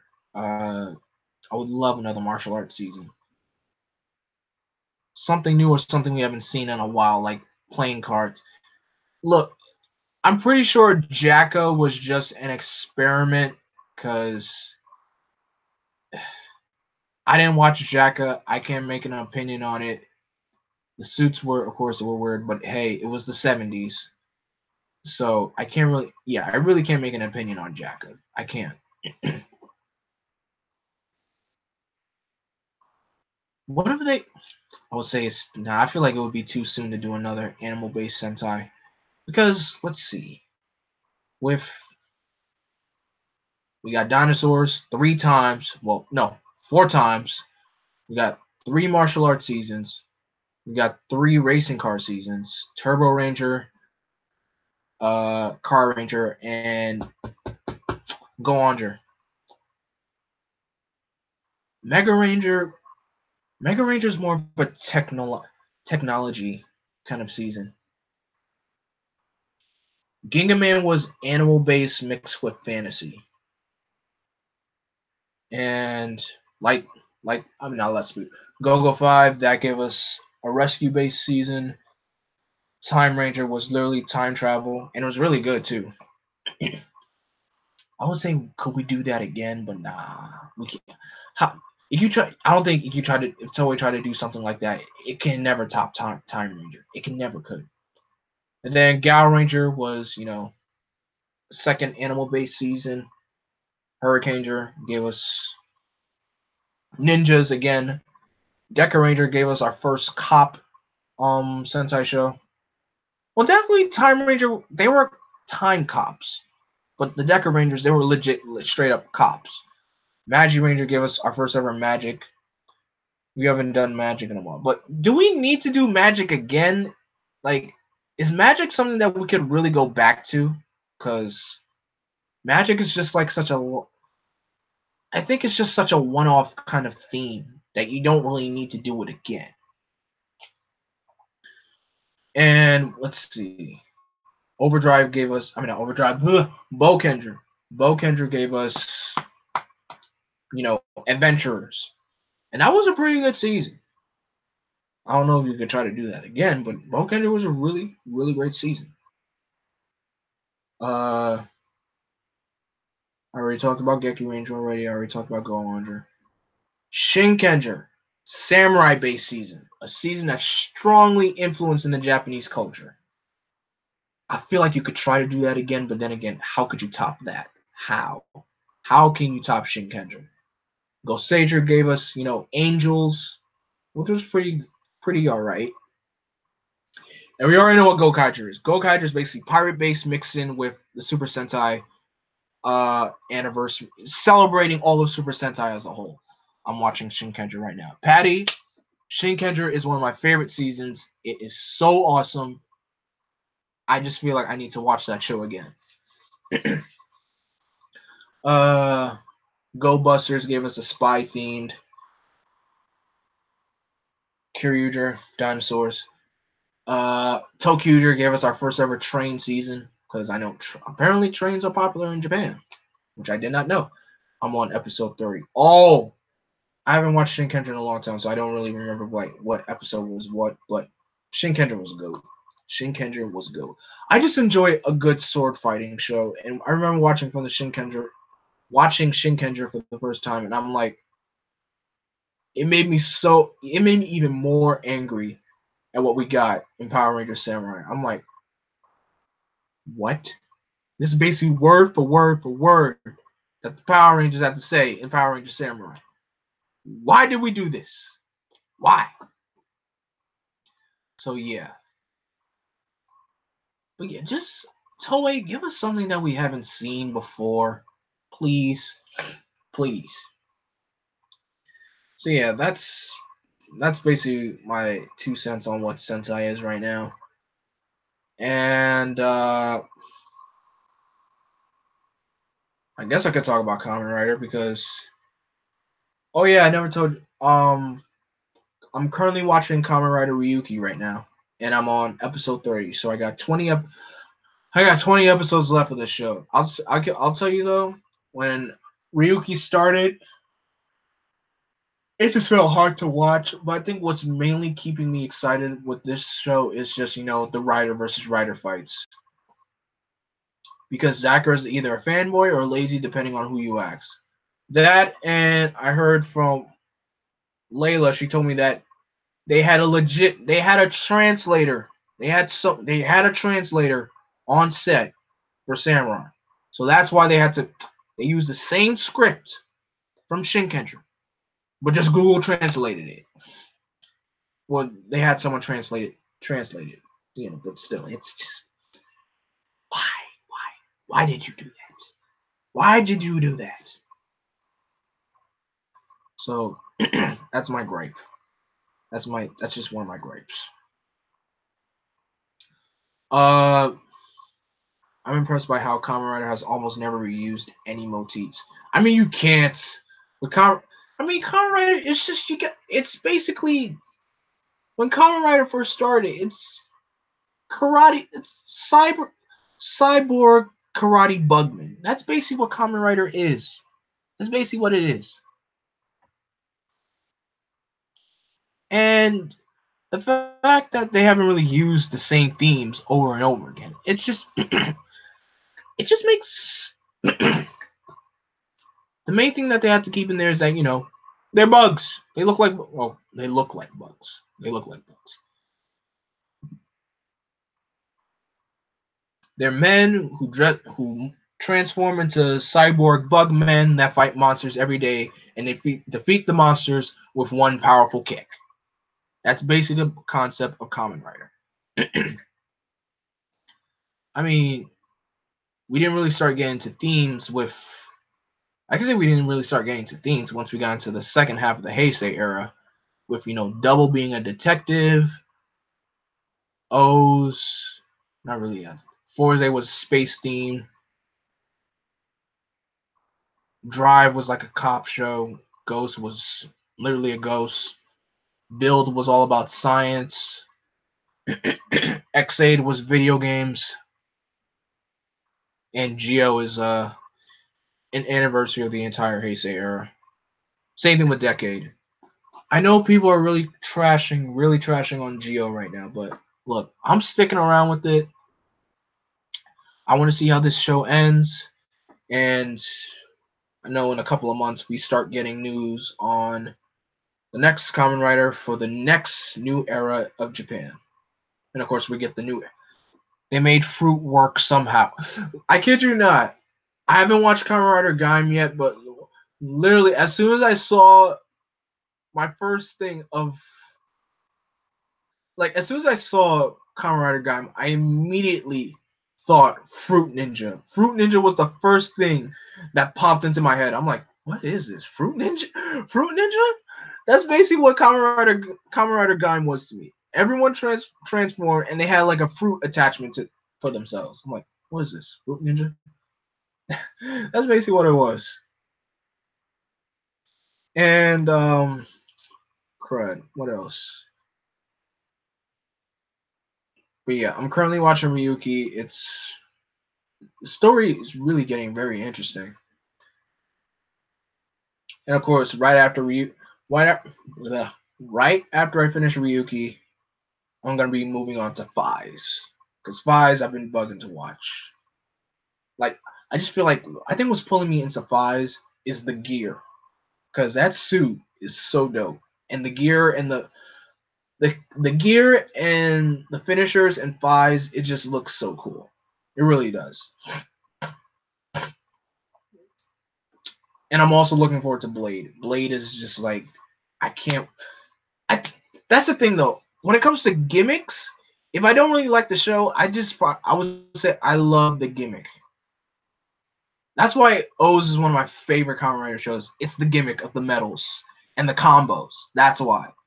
And the story for O's is really cool too. The only thing was that two characters I didn't understand was Dr. Maki, who's the main villain at the end. What and who else? Who's the guy that the Kogami? I didn't understand him, especially him doing the whole "Happy Birthday." I'm like, dude, what's your deal? It's a very polarizing show, though. What is so polarizing about Fies? Because I hear good things about it, and then I don't really hear that many bad things about Fies, but I hear mostly good things about it and mix. But what makes it so polarizing? That's what I want to know. Cause man, I watched so many. I can't believe how many Kamen Rider shows I watched in a year and a half. Dragon Knight, Kuga, Agito, Decade, Double, O's, Forze, Build. I watched 7. I don't know if I could. I don't know if I could watch uh any show of writers. It's the characters. Really, really. That's what makes the show very polarizing. I mean, I'll find that out when I start watching it. Who knows when I'll get to it? Because like I said, I got 20 episodes left of it, and it depends on when I finish. Because after I finish the 50 episodes of Ryuki, I have to watch the 13 Writers special and episode final, which is an alternate ending. And that alternate ending is literally an hour and a half long. I'm like, why is this so long? So yeah, definitely got to put that in there. Oh, but I did watch the Build Kamen Rider Build movie. That was a pretty good movie. Really, really good. Sento really got pushed to his limits in that movie, and it was really good. I think it also really touched up more on the friendship between Sento and Banjo. So I think that's what's pretty cool about that movie. um, Ryuki's getting a 5th ending soon. Yeah, with the Rider Time spinoff, which is gonna start soon in like 2 days. I may check it out. I don't care if I get spoiled, but I will check it out. Haven't watched either of the Build movies. Yo, Patty, you haven't watched Heisei Generations Final yet? Dude, you're slipping up. Come on. You gotta watch Heisei Generations Final. It's really good. Really, really good. Especially the choices of past writers that they chose to bring back for that movie. It was good. I know Ghost gets a lot of crap. I know Ghost gets a lot of crap from everybody, but when I watch Ghost, I will definitely keep an open mind. And I know, and a lot of people say Ghost is a lot better in team ups than he is in his own show. Like, I heard he was great in the Heisei Generations movie. He was great in the Geo tribute episode. He was great. I want to watch Forza and Ghost first to get the most out of the movie. Okay, I understand. Got you. That's an understandable reason, because I'm surprised that the latest writer that they had in Heisei Generations Final was O's. I bet they had to try really, really hard to get Edgy to come back, because I didn't I didn't see the first Heisei Generations, because that movie was basically X-Aid and Ghost team up, but you had X-Aid, Ghost, Drive, Forza, and Wizard, except Gaim's actor wasn't present. It was just the suit of Gaim. I'm like, wow, that was a cop out. Quite the cop out, but hey, made it work. And in Generations Final, we got O's, Forza, Gaim, Ghost, X-Aid, and Build. 6 writers, and that was cool. That was pretty. It was pretty cool though. It was a pretty cool team up. I loved everything about it. That's why I'm so excited. I want to watch Heisei Generations forever right now. I just want to watch that movie right now, because 20 Heisei writers fighting together. I just want to watch that movie right now. Ghost likes to return a lot. Oh, that explains a lot. That really does explain a lot. I wonder, of all of us as American fans who watched Ghost have given it a lot of crap. I wonder how Ghost did over in Japan, because if we're giving it a lot of crap here, I wonder how good it was, to them. But who knows? But overall, Geo, I'm actually surprised at who Geo was able to bring back. Like, I'm surprised they brought back Fies. Like, all right, anyone from the first phase of the Heisei era, minus Decade, because I feel like Decade was necessary. I really wanted Decade to come back, so I'm glad they were able to get him to come back.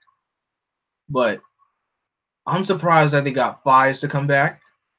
They got Blade to come back, and they got Deno to come back.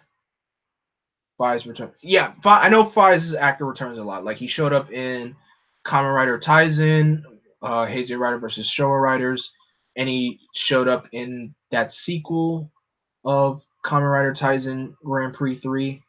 He shows up in Kamen Rider 4. So I think it's good that he likes to come back. That's good too. But with Geo, I'm surprised at the amount of people that they got to come back. Heck, they're getting Kamen Rider DN to come back. I didn't expect him to return. I really didn't. I really, really didn't expect.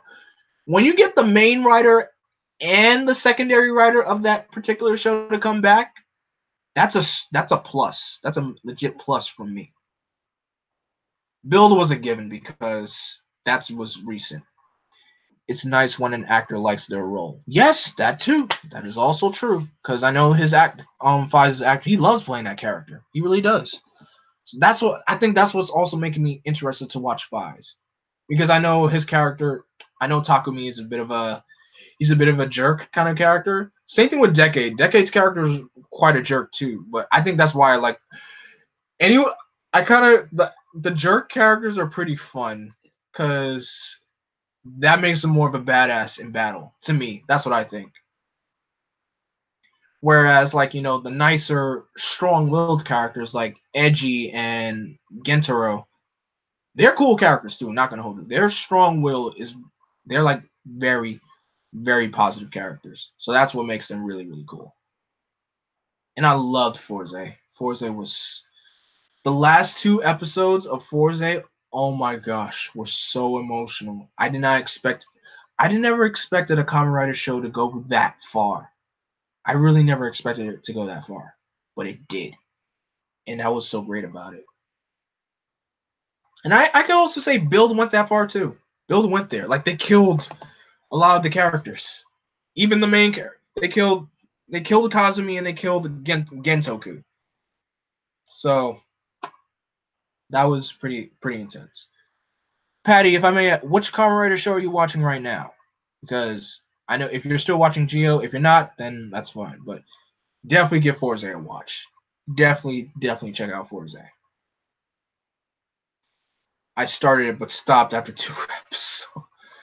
Wait, you stopped watching Forza after 2 episodes, or you stopped Geo at the first 2 episodes? Oh gosh.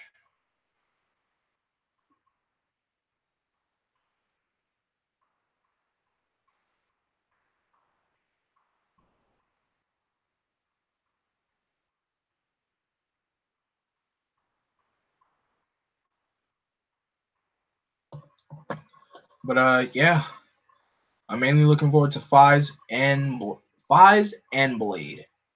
I'm only watching Geo and Shinkenger. Okay.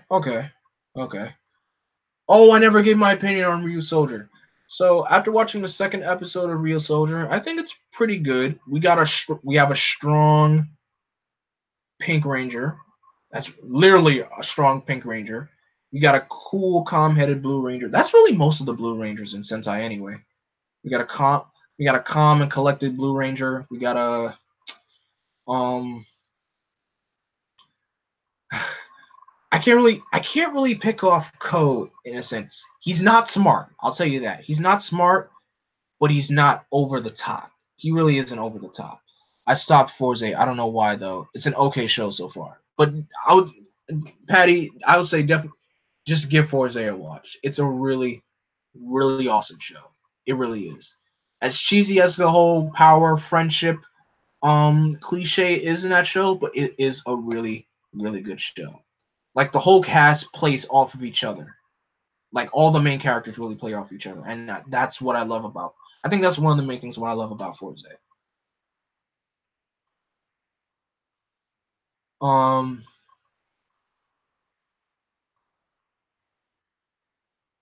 what else? I'm gonna admit something though. I may consider giving a Kamen Rider Hibiki a watch, maybe, but I'm thinking that is Hibiki will definitely have to be the final Heisei Kamen Rider show I will watch because it's the suit that's not pulling me in. The fact I know Hibiki was not supposed to be he does I know the reason why he didn't get a traditional rider costume and why he didn't look like a bug. But still, I'm just like the suit and everything is just and he doesn't and of course Hibiki doesn't say henshin, of course. But of course there's reasons. But I know people say that I've heard Hibiki has a very yeah. It's the first. Everyone keeps saying this. Hibiki has a strong point once it get passes episode. I think it was either episode 30 or 31. I think it was either of those 2 episodes because after that Hibiki becomes like a straight up. Then it becomes like a straight traditional rider show. So I'll give Hibiki a chance, but it's just I can't. It's just the suit that's not pulling. It's the suit that's really not pulling me in. It's just that suit.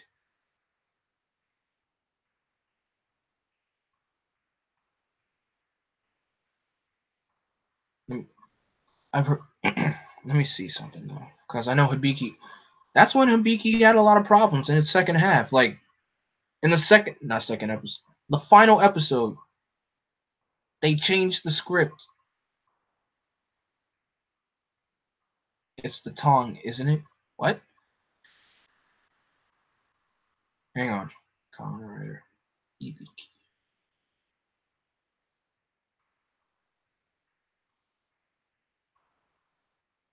Yeah, basically, this was This is where Shotaro Ishinomori had a full hands in, because I know what year did he pass away? 98. Wait, so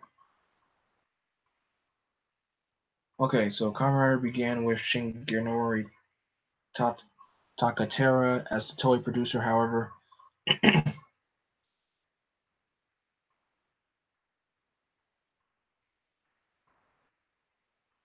was a Tom? What does that mean? But yeah, who? However, Shirakura, who though having participated in other Heisei Kamen Rider series, had no involvement in Hibiki whatsoever, was appointed producer of the film Hibiki and the Seventh Senkai, eventually replacing Takatera in the TV production from episode 30. The writing staff also changed. Tsuyoshi Kita and Shinji Oishi were replaced by Toshiki Inouye and Shoji Yonimura, who had worked with Shikara in and other Kamen Rider series. So yeah, I know there has never been an official statement from Toei, but many critics point out several facts might have caused it. The main reason being the low toy sale is not usual for a Toei production to have two different producers for the TV series and the movie. It is likely that a different producer was appointed for the movie because Toei was suffering from scheduling problems with Takatera. Changes. Asumo's opening narration at the start of every episode was removed starting with episode 30. A new opening was introduced in episode 34 and following. The use of kanji being flashed on screen during scenes were removed altogether. The ending sequence was removed altogether. The characters of Kyosuke, Kirai, and Shuki were introduced in the series. Originally, Eki and Shoki were both supposed to be main cast members but had their parts completely removed. The fire breathing and the Oni claws abilities sequences were completely removed, along with Ibuki opening his mouth for his attack. The Makamo that opened their mouths to wide or spurted liquids were also removed. There had been complaints about these sequences from parent advocacy groups who claimed that they scared children. Things as complicated to animate CG Makamo and shooting in the mountains were almost entirely reduced, probably due to cost issues, leading to critics to believe that Tatakera was forcefully removed from the project due to his unwillingness to change his script and to adapt. He died not long ago before Kuga. Yeah. I know. Yeah, Ishinomori died way before Kuga started airing. So yeah, the combatant agents of Takashi are shown as Oni. They have been around for hundreds of years, protecting humans and fighting against the Makamo. The title of every Oni bears the Ki suffix, which is semantically identical to Oni in Japanese. It also has some resemblance with the name of the Oni. Among making many character changes to Kamen Rider look, Hibiki introduced Kamen Rider Shuki, the third officially recognized female Heisei Kamen Rider in Kamen Rider series after Kamen Rider Femme from Miyuki and Kamen Rider Lark from Blade. Takashi is the name of the group that works with the Oni Kamen Riders. They create many items for use in battle, from weapons to disc animals. So, wow. Yeah, concern. Yeah, parents do can. I mean, look, respect to the parents. I mean, parents do concerned about what their kids watch. So I guess it's it's important. It is very important for them to know. But I will give Kamen Rider Hibiki a watch because I know it gets a lot of praise for the first 30 episodes, and then from then on it gets a lot of crap.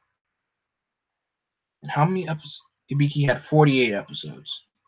So I will give it some credit.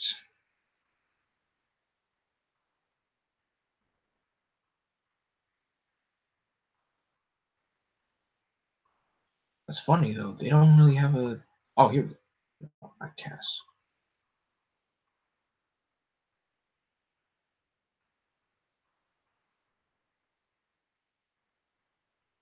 I wonder where those parents were during Ryuki. Ah, I mean, Ryuki was more of a writer versus writer kind of show, and well then, well then again, you want to talk about that? Where were those concerned parents when Kuga was around? Because the way Kuga was killed, the way how people were getting killed in Kuga and Agito, where are those concerned parents now?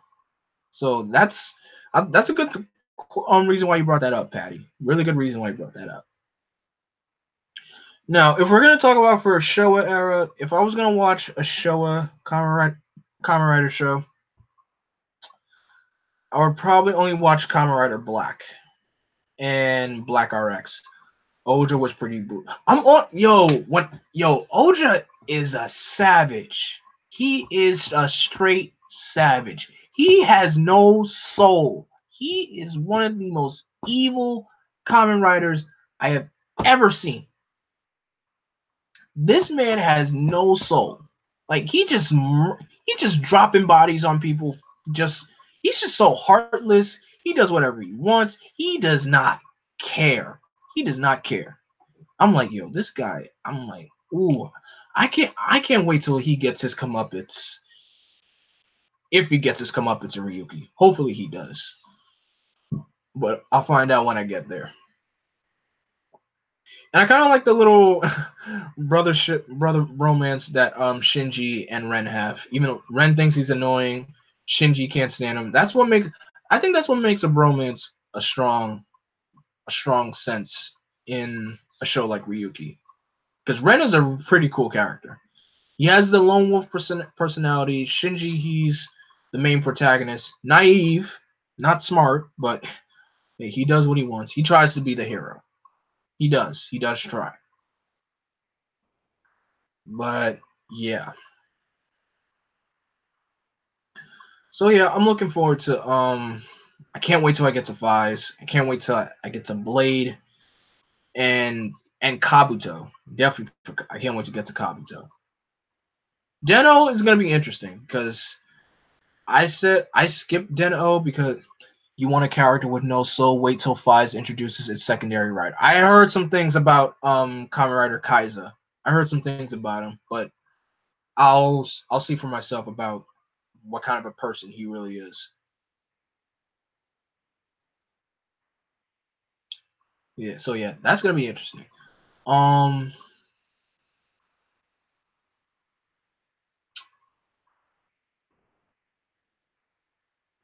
let's see what else. What else?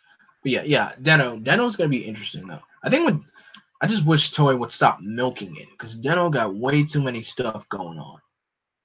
The main series, two movies, and then a three-part film series right after that. I'm like, okay, y'all are doing the most. Y'all are really doing the most.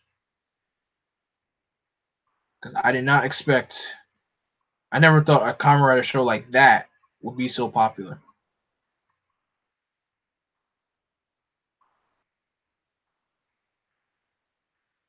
Like the popularity of that was just wow.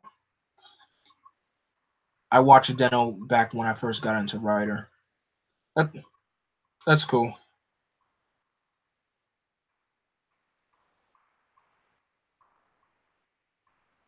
Yeah, like a rarity for the Kamen Rider series. Kamen Rider Deno has had multiple releases. The most recent being a trilogy of films released in May 22nd, June 5th, and June 19th. So you had the main movie, Kamen Rider Den-O, I'm Born. This is the second Heisei era film in the Kamen Rider series to be part of the storyline of its television show since Agito.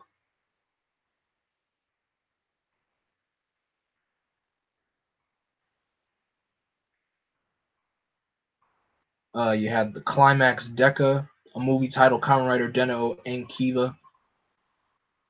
It features a meeting between the characters of Den-O and the characters of Kiva. That's another. Why put Kiva in the title? Even though I heard Kiva doesn't really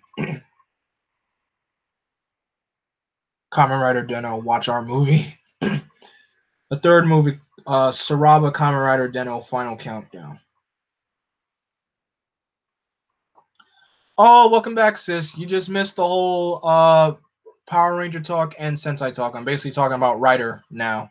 But welcome back. Now the Cho Deno series, I don't think I need to watch that. Wait, Cho Deno series. The Cho Deno series is a Japanese multimedia franchise. Oh,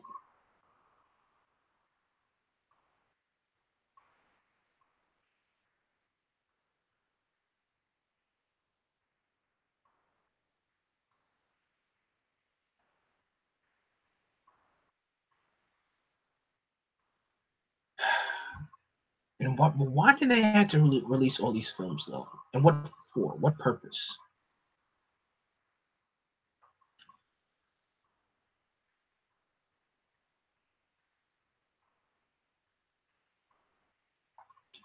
And each of these movies was literally 72 to 73 minutes long. So it was literally a legit movie.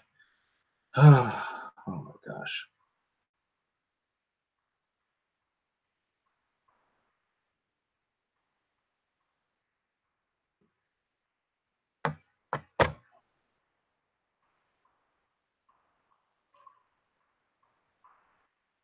Yeah, I know Deno had an anime, so but I don't think I need to watch that. There's no point. There's no point in watching that. Oh yeah, I never told you guys. I did finish Jetman. Jetman was a really great Sentai season. I really enjoyed the story of Jetman, and it was man, just seeing the ending just made me. I hate. I'm so mad at that ending. I really am. I'm really mad at it. I did not want that to happen to Guy. I just like, why did they do that? Why? But the story and the whole love triangle aspect, it was necessary, but it really did develop the characters. But oh, I didn't tell you guys how I'm enjoying Deca Ranger so far. Deca Ranger has been pretty interesting. I mean, I think what's making me like it is because I still can't believe that guy's acting one of his. That too. I never would expect the characters, the actor of a specific character would say like, "Yes, you could kill my character off of the show." Like, why would you? I mean, his character almost got killed off twice. He had two near-death experiences. So I'm like, "Yo, is Guy gonna die here?" Like, there were so many moments. I'm like, "Dang." Jetman, aka how to do a love triangle, aka how to do a love triangle right. I don't think we'll ever get a love triangle again in Sentai. Ever again. In fact, I hope we don't. I hope we don't. Yeah, I know Jetman has a manga. I heard about that. But one of the reasons why I'm enjoying Deca Ranger is because SPD is one of my favorite seasons. I didn't get up to the episode where no, Kiryuger didn't have a love triangle. It had a couple. Wait. Oh wait, no, you're right. You're right. Sis, you're right. I keep forgetting that. Look, I just feel like they just focused on, Daigo and Amy as being the couple, and Yayoi didn't really do much of anything. She just had a huge crush on Daigo, but she didn't roll with it. But yeah.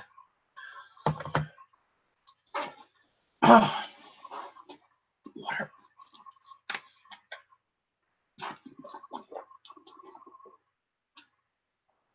Woo.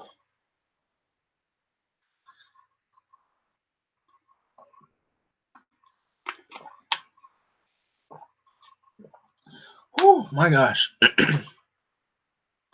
Yeah, you're right, sis. You're right. I just, I forgot because it's literally been a year since I watched Kiryuger. It's literally been a year. But man,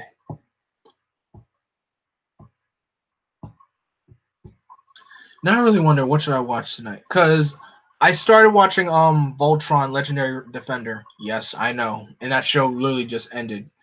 But Voltron, I'm not the biggest. Okay, I think the concept of Voltron and why I like it because it's kind of like Power Rangers. You have 5 lines that could form a giant robot. I'm like, that's kind of like Power Rangers to me. But I actually did try to watch Voltron: The Legendary Defender when it first started. I just couldn't keep up, and then I fell off track.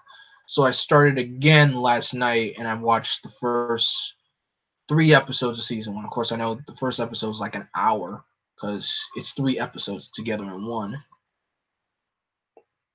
And I watched the other 2 episodes right after that. So far, I like what I see, and I know that I I did watch some of the other Voltron shows before, like the original Voltron, um Voltron Force that came on Nicktoons.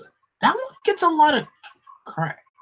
I want to get more into Transformers, but I don't know where to start. Oh, Patty, you want to get into Transformers? Well, you are speaking to the right person. Uh, I can definitely give you some choices though. Transformers Prime, one of the best modern Transformers cartoons ever made. It's one of my favorites. Transformers Prime is definitely a show you gotta check out, and it's on Netflix as well. Yes, yes, yes. Bumblebee too. I still need to watch Bumblebee. Gosh, I was either thinking G1 or Prime. You can watch both. You can watch both, to be honest. G1 is classic, and G1 is really good too. But yeah, G1 is classic. Very classical. I like G1. I didn't watch all of it, but I've seen a good chunk of the first season and a couple of episodes of season 2. But G1 is great. The movie was, oh my gosh. The original Transformers movie, oh my gosh. That movie was a trip. That movie was an absolute trip. Never expected that. Never expected a movie like that to go down. But wow. Just wow.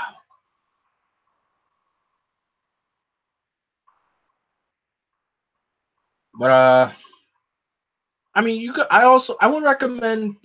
Well, Transformers animated. It's okay. It's an okay show. Now, how I got into Transformers, I started with Transformers Armada, which was the first part of the Unicron trilogy.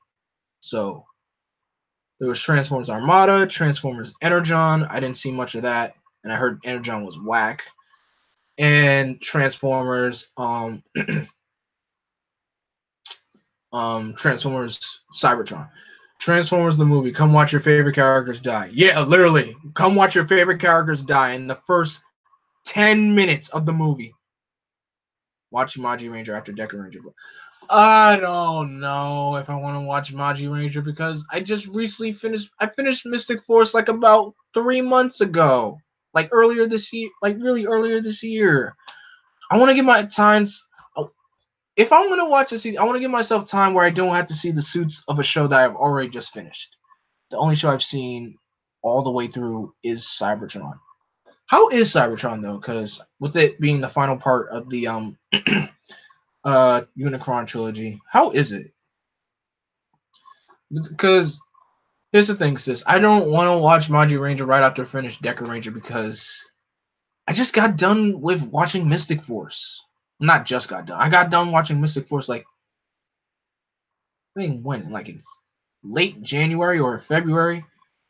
But man, because I was gonna after Deca Ranger, I was gonna watch Zoo Ranger next.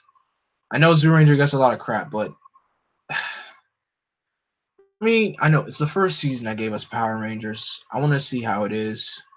As cheesy as it may look, and having to use kids in every single plot point of every single episode.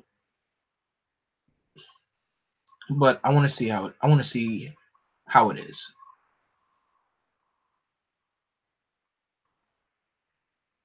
And then I'm definitely gonna be rewatching Die Ranger again because Die Ranger is GOAT. And it was my first Sentai I watched from beginning to end. Die Ranger is just GOAT. And then I gotta watch then Kaku Ranger. Kaku Ranger's gonna be in Kaku Ranger's gonna be very interesting to watch. And then O Ranger. As much crap Oranger got after the whole tone shift, I still give it a shot because as I'm watching Power Rangers Zeo and I'm watching the fight footage of Oranger, I love how close and intense every single fighting moment, all the fighting scenes are in Oranger. Like it's just so cool. The tone may have changed in the show, but the fights in Oranger just look so cool. And then of course Car Ranger, Mega Ranger, and then I gotta watch Go Go 5. Then I watched Maji Ranger. Oh wait, Maji Ranger and Go Ranger. Forgot about those. Man. This is gonna be crazy having to go. Cause then once I watch Go Ranger, that means I would have watched every single Power Ranger adaptation. Man.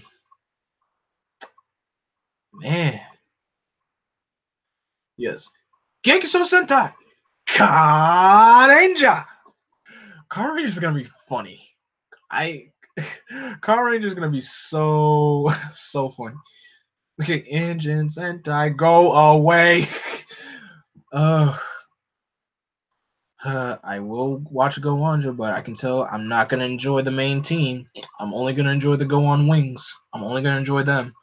Cause Sosuke, I really don't like Sosuke. I really don't like Sosuke at all. Chum butter, chum butter butter, churn butter, churn butter. What? Very funny, Patty. Very funny. I got that from Hammermeister.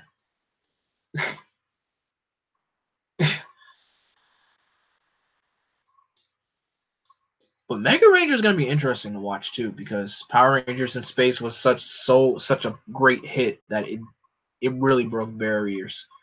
So it's gonna be interesting how Mega Ranger turns out to be, especially not without seeing all the past Ranger cameos in from like how In Space did. So it's gonna be interesting.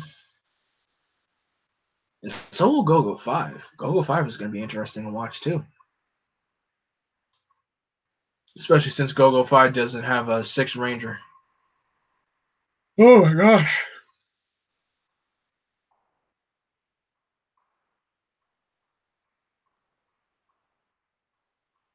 But man, what should I watch tonight? Well, I will be heading to bed soon in like 2 hours because I gotta wake up tomorrow to watch to watch um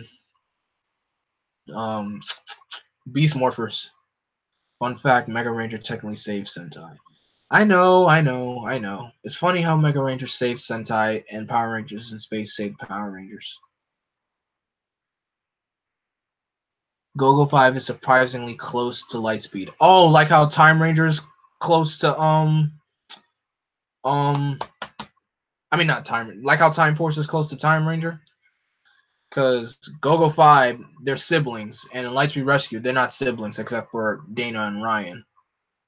I kind of like that aspect though, having the team be siblings. Because I watched that in the Ninja, Maji Ranger did it, Go-Go 5 did it, and Five Man did it. So to have like a sibling, like a family team of Rangers, that's a good aspect. They should do that again. But don't do it like how in the Ninja where you had the cousins trying to hook up, because that was weird. That's really weird. Well, technically the only siblings were I'm gonna fight you for that. How do you mind blank on our favorite PR season? Okay. Look. I'm talking about so many things right now, okay? Same. I wish Power Rangers would do a family team, but I don't see it happening. That would be interesting if Power Rangers could do that. It really would be. But if we're gonna talk about family, like in the Ninja, Takaru, not Takaru, Takaharu. Gosh, the names, jeez, or should I say Bakaharu? Bakaharu and Fuka were brother and sister, while Kazumi, Nagi, and Yakumo were cousins. And Kenji wasn't even part of the family. He was legit just the outsider of the team. He literally he came from America just to learn how to be a ninja. Yes, I know. Bakaharu is the correct name. Yes, Bakaharu. Usai Baga. I never get tired. I never get tired of hearing that phrase.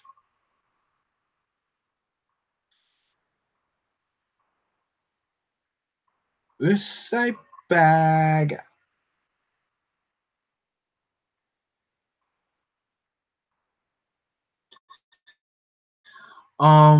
Let's see. Oh, oh snaps! They just revealed the suit for Stargirl. Not bad. The suit doesn't look pretty bad. Hey guys, check this out. So this is the suit reveal for the upcoming Stargirl TV show that's gonna happen on DC Universe. Does his actor even speak English like Ninja Black from Kaku Ranger? Which character are you talking about? Kenji? Star Ninja? I think he does.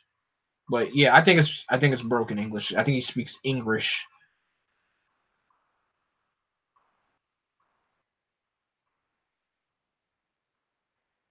Rule 63, Captain America.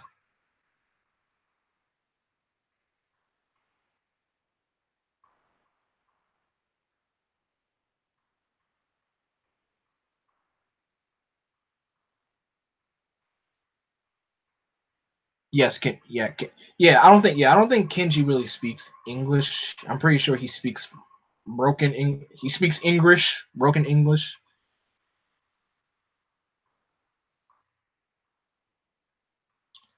Oh wow. So Stargirl's gonna come out next year. Young Justice Outsiders comes back on July 2nd. I thought it was gonna come back in June, but fine. So yeah, Young Justice Outsider comes out in July 2nd. Batman Hush comes out in the summer. Titan season 2 comes out in the fall.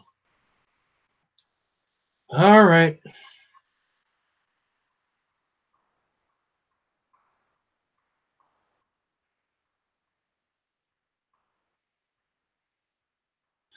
Also in Kaku Ranger, it's pretty obvious that Ninja Black's first language was English.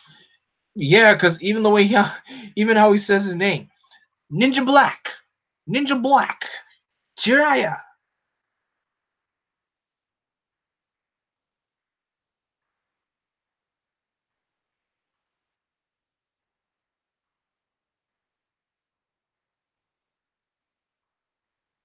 Oh yeah, I just remembered. Dumbo comes out today.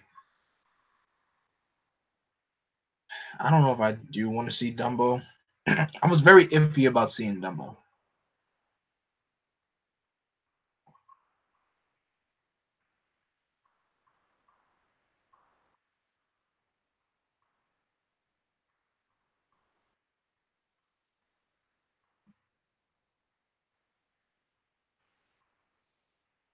Yep, in the first few episodes, he only spoke. Oh wow, he only spoke English.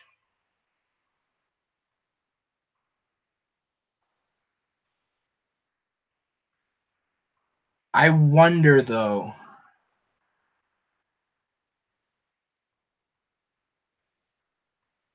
Disney will remake your childhood, but worse. I mean, not all the past live action Disney remakes have been bad. Maleficent was great. Beauty and the Beast was awesome, was really good. Jungle Book was cool. What other live action remake did they do? Cinderella. Cinderella was beautiful. Cinderella was very beautiful. And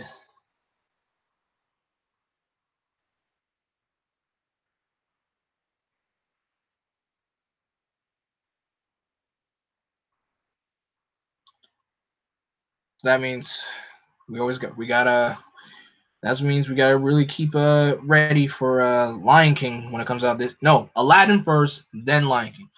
If Lion King is a mess, I'm gonna be done with remakes. No, if no, I actually have faith in Lion King, but if it fails, Disney better not do live action remakes ever again. Let Mulan be its last one. Just once that happens, don't do anymore.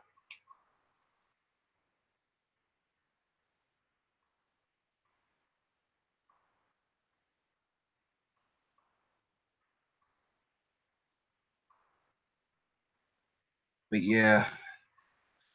Well, guys, question: what do you think I should watch tonight? Voltron, Ryuki, Kamen Rider Ryuki, or Deca Ranger?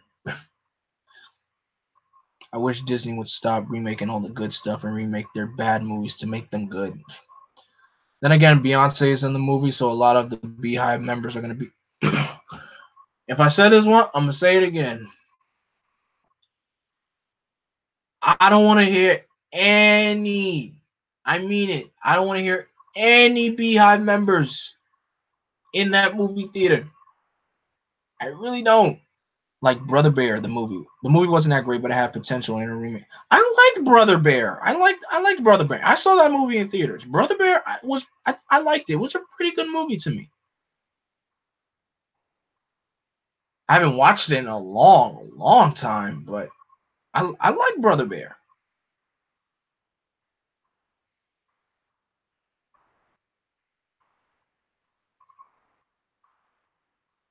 You got a guy who kills a bear who ends up turning into a bear. I just like my favorite scene from that movie when he was talking to the how do you say mooses and how do you say moose in plural? Mooses? I don't know. I really don't know. But it's just like how he explains. He asks them like, do any of you know? Put a poll on your Twitter and see what happens. That's not gonna work. That's not. It depends on how long. The day is almost done, and I'm probably gonna hit the hay at like maybe mouse is plural and singular. No, no, no. Mice. Mice is plural. Mice. Mice meaning more than one. Now with moose, how do you? Is there a plural for moose? Who cares? But I just like that scene how he's just explaining to them, trying to tell them like how he got turned into a bear, and he asks him, "Do any of you know where the lights touch the earth?" And he's like, "Yeah, no, no, we don't." Stuff like that just makes it so funny. Like, yeah, no. When you think you know the answer to something, but you really don't, and you just before you say yeah, you say yeah, no. But yeah, all moose is plural and singular. Got it, got it. I'm like, oh look, moose. But man, how long have I been going for? I know I definitely got. I think I'm almost at the 3 hour mark. Wow. But yeah, if so, I wonder when Disney will remake the straight to DVD sequels. Then again, Disney has not been doing those. I think they really haven't been doing those in a long time. In fact, what was the last movie? What was the last direct to DVD sequel that they've done? Almost 2.5 hours. Jesus Christ, we're going for very long. What was the last direct to DVD sequel that Disney has done? I don't know.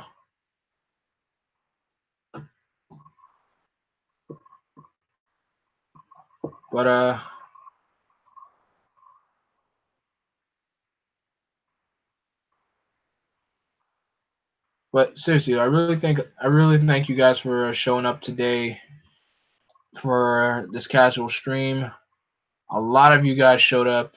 Literally a lot of you guys showed up. I know some people came and went, but that's okay. No, I do not have waves. I do not have waves. These are these. This is not waves. It is not. This is not waves. I can't. I don't think I can do waves. No. No. No. No.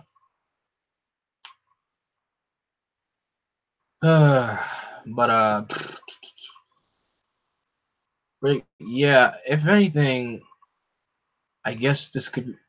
I guess this could be a good stopping point. Wave check. I'm like, do I? I don't believe. No, I don't. I don't think so. No, I don't have I don't have waves. But tomorrow should be looking forward to tomorrow's episode of Beast Morphers. Hope it will be good. Um, but yeah. So I guess this could be a good point to end out. Uh, I don't know. I don't know when I'll probably the next time I'll get back to doing videos again will be spring break because I'll have a week off from school finally because I haven't been having a week off day off. I haven't had a day off since. Actually, I did have a day off. There were days off in February, but the month of March, there's no days off at all. Not one. That's why I don't like March. March is always the most boring month of the school year. Always. Because you always have the other colleges around the country that they go on spring break way early, while people here on the east side, their spring break doesn't start until like mid to late April. So yeah, that's that. And so yeah, keep on the lookout though. I am trying to bring back some voice acting videos. So I'm just trying to think about what I can do, what voice acting videos I could do. I don't know about top tens. Of course, more live reads to come. I got more.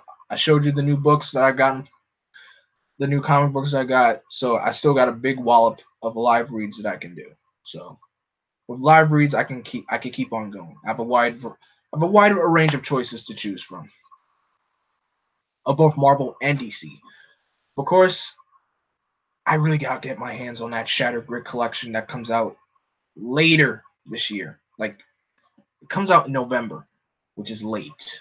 I don't know why that has to come out so late to me because I really can't wait to do a live read of Shattered Grid because that event was just so darn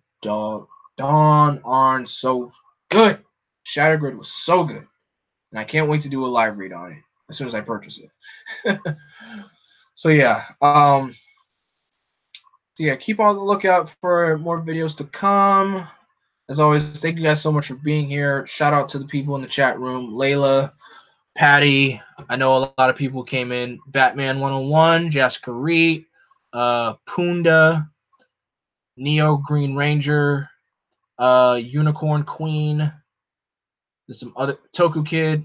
I know he's doing his stuff with hashtag over at WonderCon right now, so that's cool. We had a lot of people. A lot of people came in. Oh, and J Boss came as well. Oh, and Disney Brain also. Disney Brain, thank you for showing up here as always.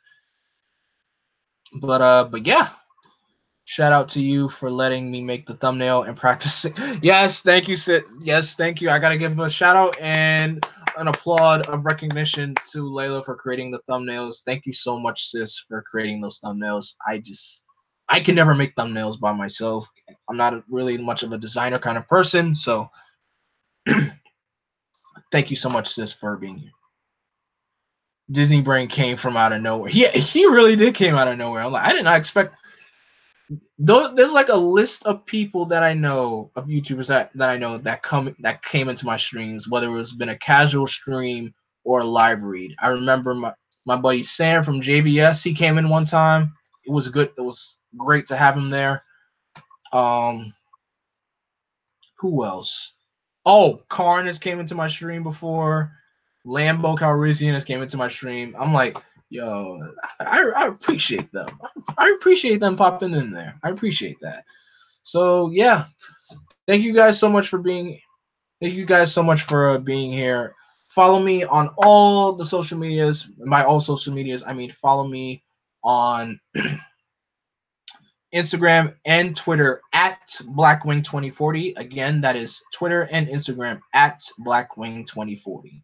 Also, don't forget to click that bell so that way you can be notified on every single new upload and notification of when I go live on YouTube. Because you want to be part of that squad by the bell, you got to click that bell to be notified. So thank you guys so much for being here. Don't forget to like, comment, and subscribe. And as always, I am vengeance. I am darkness. I am Blackwing. Stay golden. Blackwing out.